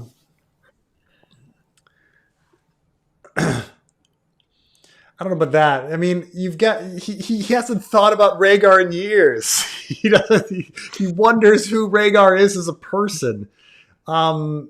If he's been traveling with Rhaegar on the road, like for years, up and down Westeros, all around, he knows Rhaegar in and out. You know, you gotta. Yeah, I never understood why nobody suspects R and L had any kids. Of course, it's really silly. It's really silly. Of course, like everyone would be like, he's banging her in that tower for so many months. Somebody.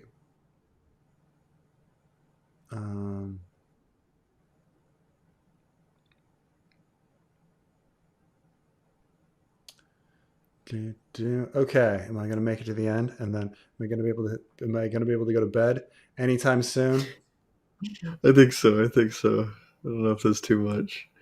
Oh, I saw one. I know, but then like it got sometimes like that disappeared. Yeah, I don't know. Was it there? There, I think it's this one. There it is. So Tyrion spent years going to King's Landing and never met Shataya. He probably didn't spend that much time at court by that logic. This is true. Well, the idea is that Shataya's brothel is like, well, that also doesn't make sense. So, but Shataya's brothel is supposed to be the nicest brothel. Oh wait, Tyrion's rich. And everybody's going to Shataya's. I know, Angai. Right? I'm trying to think. Does Oberyn goes there, but I guess Tyrion tells him to go there. But yeah, it's true. Shataya's brothel, because so the secret tunnels. So you're supposed to think that Tywin was going there, and it was also a favorite of King Robert. And then, but it's not owned by Littlefinger. This is one of the few that's. So Robert's going there. Tywin's going there. Tyrion goes there. Does he go there randomly or does he choose?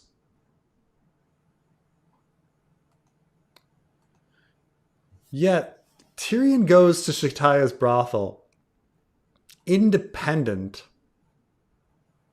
of Ned going there and finding the bastard and all of that, right? He just goes there. Yes. Yeah, I don't think he ever learns that Ned was going there. He does learn about the baby killing, right? And he's right. Like... He learns about Alardim. And then he just goes, yeah, he just goes, like, of all the brothels, he just chooses that one on that day, but he hadn't for years before, even though he'd been visiting King's Landing for years, he's never gone to Shataya's brothel. Yeah, that's a plot hole, man. That just doesn't make any fucking sense. that he'd suddenly go there. But yeah. Okay. Mm-mm.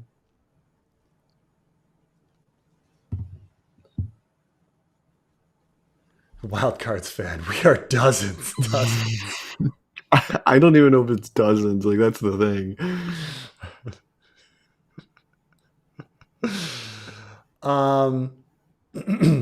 The Craig phrase seem loosely allied with Sweet Robin, Lyle at Derry. Is Craig moving in on the Lannisters? Are the Lannisters vassals involved? So I think that the Craig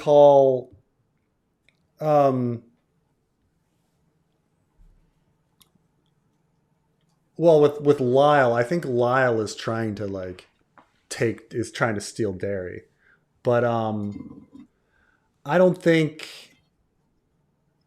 are other vassals involved. I don't know. I don't think Lyle Crakehall has any control over the rest, because Lyle's not even the heir, is he? Which is why I think he's interested in Gatehouse Amy, because he can get himself a castle because he's second. So he's interested in Gatehouse Amy so he can get her. So I don't think there's anything established in there that he's going to pull into some Lannisters. But I always also think that the Crakehall Freys have a lot of connections to the Vale, and that the Vale forces would probably come in eventually, based on just snooping around in appendices with the Freys and stuff like that. So I mean, could Crakehalls be pulled? Could at least Lyle Crakehall be pulled into the Vale cause? Maybe, or he might be an enemy because they might be trying to move in and take his lady, take Gatehouse Amy.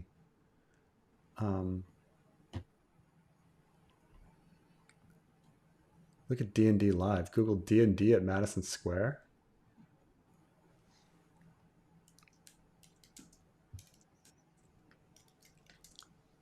Is there a huge D&D tournament?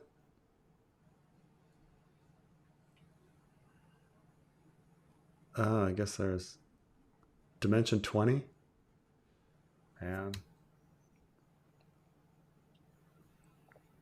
I guess, a lot of people, I think a lot of people got into, I think D&D has been growing back in popularity, but I think a lot of people got into role-playing games in COVID again. All right. Dungeons and Dragons definitely came back into popularity with Baldur's Gate 3. Trey, have you played? I've not played Baldur's Gate. No. Oh, me I've seen Baldur's people play. Gate It looks 3, pretty good. one of the greatest games ever fucking made, hands down. Oh, nice. This is a big. What have you seen of Dominican Haitian antagonism? This is a tough question. All right, so in many ways, Dominican Republic is like a very right-wing America. There's a lot of similarities. I mean, they have a very right-wing government. It's very conservative here. Abortion's illegal.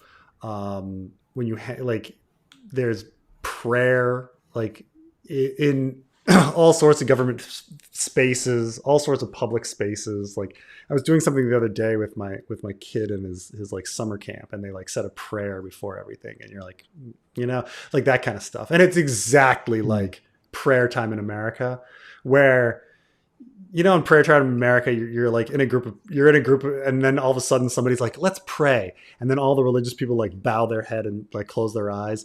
And all the atheists are just standing there looking at each other like, here we are. Like everyone's like been there. Okay. Any atheist has been there. And if you're a religious person, like know that when you close your eyes and bow your head, the atheists are sitting there rolling their eyes being like, oh my God, like this happens every fucking time.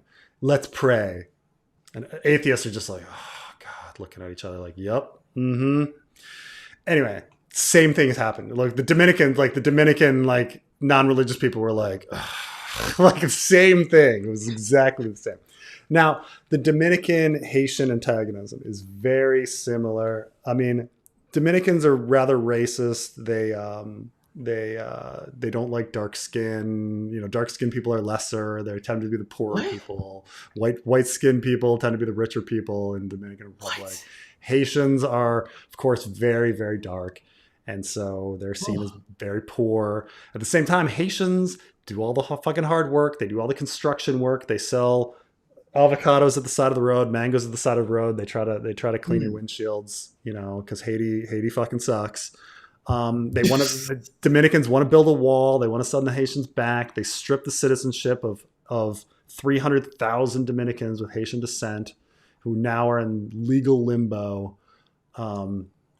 There are paddy wagons that I have seen on 3 occasions now living here a year, where they drive by and they jump out and they just snag Haitians off the street and try to shove them in the back of the vans. There's reports of sexual abuse. So when I've seen them, it's been a equal 50% men, 50% women lot of immigration raid people, like just grabbing people off the street. I think that they've mixed in the women to try to stop the sexual assault.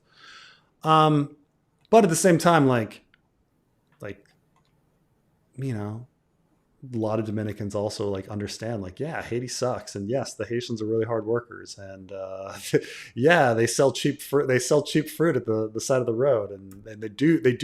If you go to the farms, and I did go to the farms here. There's Haitians working there. They're doing the work that the Dominicans don't want to do. This sounds familiar. It's very fucking similar, and yeah. The weird thing about the whole thing is, so the Dominican Republic, in case you don't know, the Dominican Republic did not get their independence from Spain, despite speaking Spanish and being a Spanish colony. They got their independence from Haiti. Haiti became an independent country from France and then conquered the Spanish Hispaniola. And then Dominican Republic got their independence from Haiti. So there's also historic, like, we're not Haitians. We broke off from you. So, but yeah, no, it's fucking here, man. It's fucking here, just like it is in America. Yeah. It's crazy. It's crazy here. It's Alardine zealots in the fanfic. Definitely the zealots. We'll see about Alardine. Probably have Alardine. But that's the thing is we're going to Eastwatch. Davos is going to be at Eastwatch. There's at least going to be some shout outs to, that guy used to be a zealot. Like at least there's going to be at least a shout out to the zealots. I don't know if like their zealotry is going to be significant, but I'm definitely going to shout out the Clash of Kings zealots at Eastwatch. And yeah, maybe Alardine will be there. I don't think he's going to play a significant role in any way, but I think he might be. I think he might be there, just as like, Alardine is here. Because I always hated. I'm just thinking, if you're a random captain, like bringing prisoners to the wall, and Tyrion's words are, "I wouldn't mind" or something. If you want to throw the guy overboard, go for it.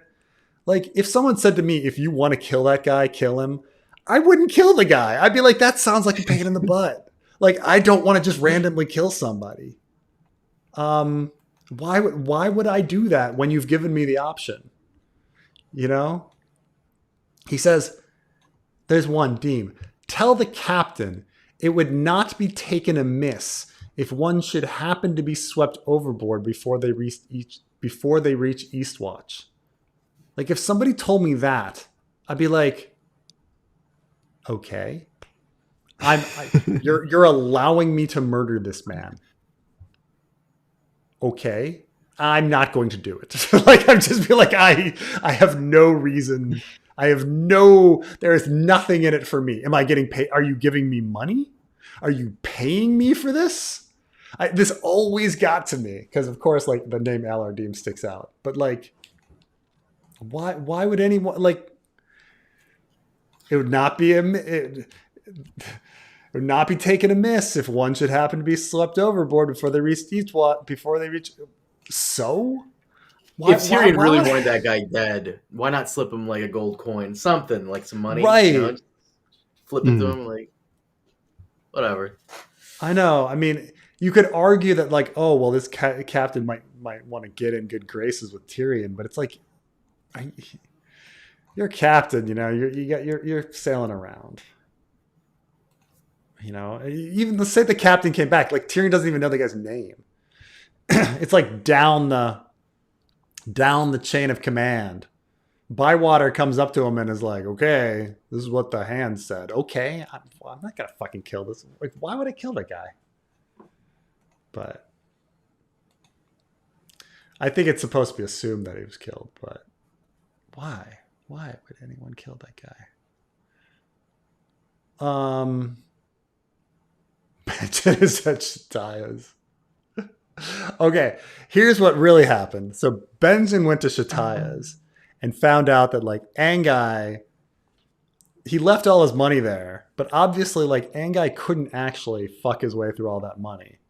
So like he left thinking he was out of money, but they're like, no, you actually still have credit for like 9,972 gold dragons. Like you can still fuck here for like years. And Benjen discovers it and is like, I'm on Anguy's tab, man. Just put me on Anguy's tab.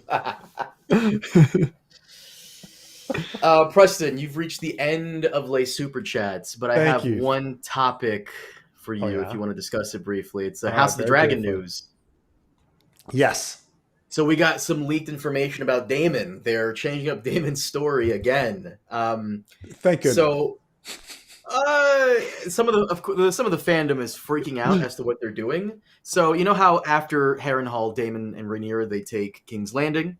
Yes. And then he kind of chills there for a little bit, and then he's sent to the Riverlands to go hunt for Aemon with Nettles. And then he just kind of stays in the Riverlands until his final fight. Yes. So apparently they're giving him more to do. And one of the things he's given to do is to go treat with the Green Army. And he has a whole scene with Daeron, where in the books he never meets Daeron.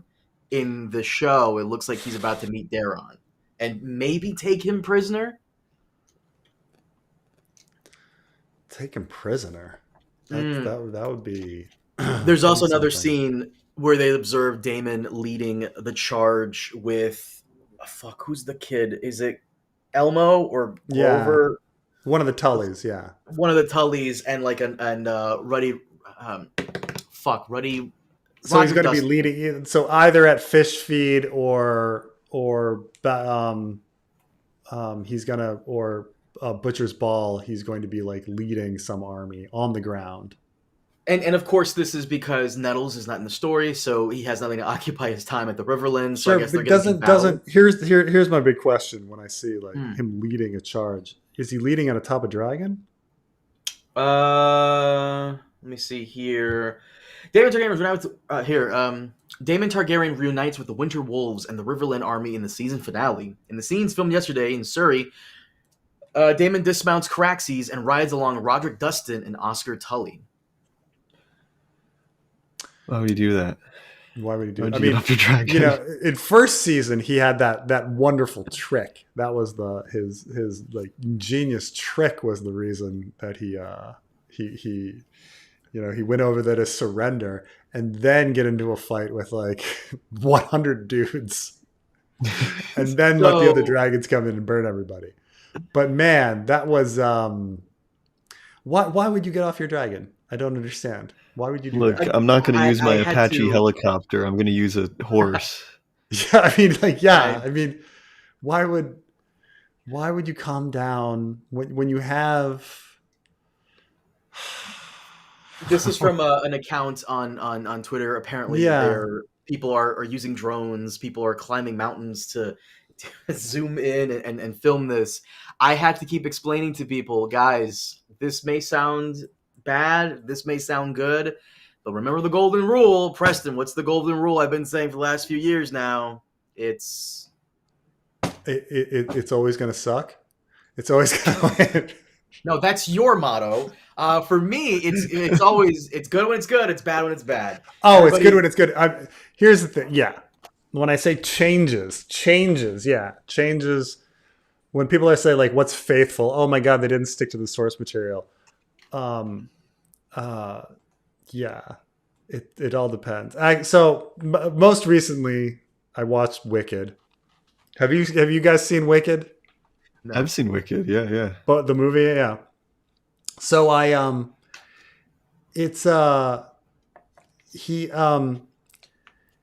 at the end, and there's a scene where the Wicked Witch of the West, Elphaba, she's trying to grow wings on herself so she can fly, and she tries to cast a spell, and Glinda has this really dumb line that's like, maybe you aren't as powerful as you think you are. And it's like, girl, you just fucking watched like 3,000 apes like grow wings, okay? Like, what the fuck? Like, what's the time? Like, it's a really dumb line.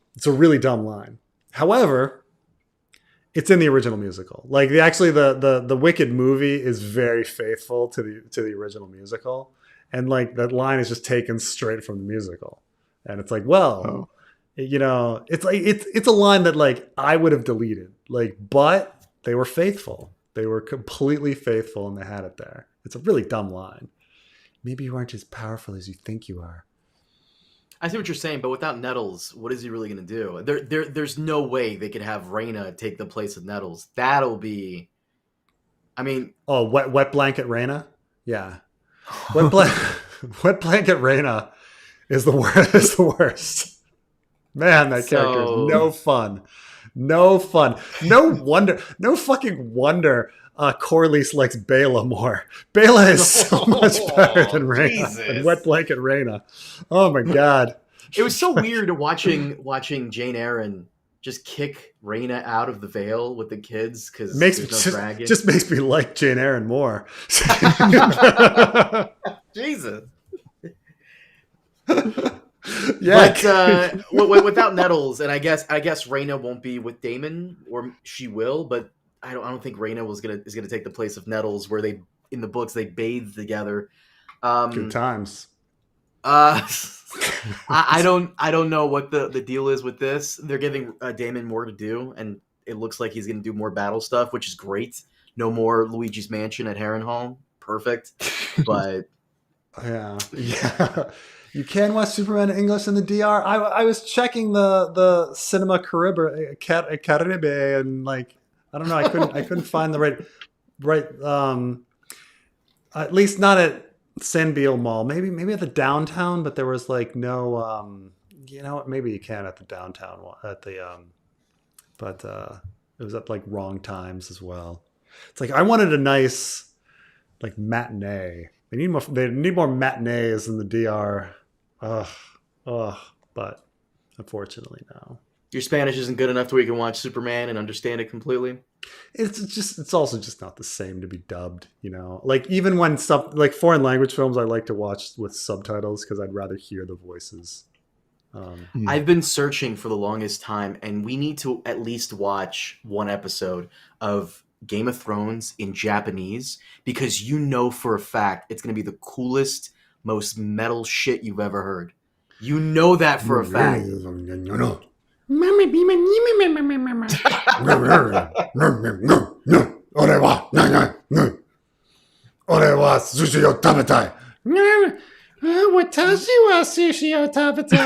Jesus Christ. Can we watch the Japanese dub of like just the worst scenes, like the bad pussy scene and stuff? Oh, I'm sure. I will try. I'm sure they gave Tyen San the little voice, the cutesy voice. The one scene I really want to watch is is bad pussy. where Ned resigns his hand. I want to see that in Japanese. I'm trying to find it. You know very well they gave Robert the gruff one. I'm king. You know, like you know they gave him. I wonder how they're going to do it because in the English version, Robert just stretches out his words. The whore is pregnant, like just the way he says it. So I'm trying to find it. That we got to do. But yeah, that's pretty much what's going on. House of the Dragon leaks are coming out. Daemon's story is changing slightly. We'll see what they do with that. Yeah. Which do you prefer? Do you prefer your anime dubbed or do you prefer your anime subtitled? For me, either. I like I like to subtitled. Dubbed, it just sounds really weird. Like a lot of the anime dub voice actors are just like really cringy. Yeah, I mean, ready to do the Studio best. Ghibli stuff is like they get professionals though, so it's like seems that's the exception for me. You know, I watch Studio Ghibli dub, but anything else like I don't know. I think of like those anime with like My Hero Academia or something like that, and I'm like, oh, there's certain ones I've watched both. Like I've watched Akira in both versions, the dubbed and the subtitled. The subtitles was much better. And like I've watched Death Note actually both. Same. Yeah. It's better in sub than in dub. I love dub, but on certain animes. Some I don't.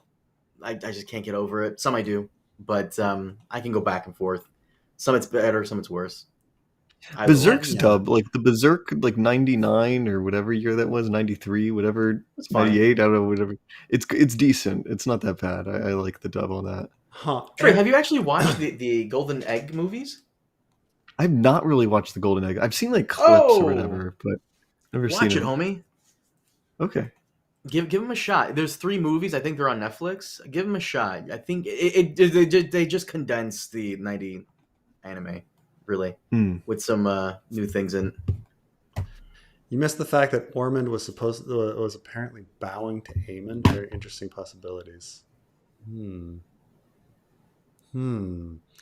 like in the he's talking about or she he's talking about in the leaks. Yes, kind of bowing, kind of. Also, Daron looks like he's a prisoner, maybe. So, But they already how are they? I'm just like wondering how, like, because Daron's story is like win. I mean, what is he losing? He wins, and then very uneventful death, and then that's it. Yeah. So, do you remember how he dies in the books? Daron, he doesn't get You don't remember? It's the stupidest death. It's one of the dumbest deaths in the entire series. It's like I'm like he's not just killed by Ulf the White or something. No, it's like his tent catches fire. Oh, that's right. So he is killed by like Ulf the White, but it's because his tent catches fire before he can get on his dragon. Or do they like set fire to it?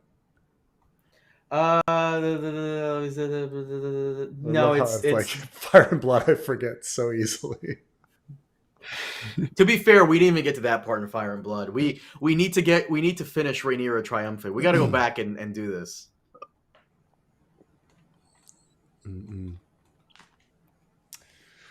All right. Well, thank you guys for joining me. Trey, already? Carmine, of course. Man, you know? Already? I know. Gotta hit the hay. And it's days start early in the Dominican Republic. That's true. Plus, we got to get ready for the next Berserk and the Boys, which I'm willing to put money that we have more people watching Berserk and the Boys than are fans of Wildcards. I'm willing to put money. This is 100% true. I'm willing to put money on that. You know what we should do? A Berserk with the Boys role-playing game.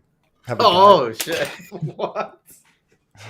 It's basically going to be, the entire roleplay game would be you comparing everything in dicks and vaginas, and me going, was it always dicks and vaginas? And Trey going, yeah, Carmine. It was always dicks and vaginas. It was. That's most of the game right there. It'd be like,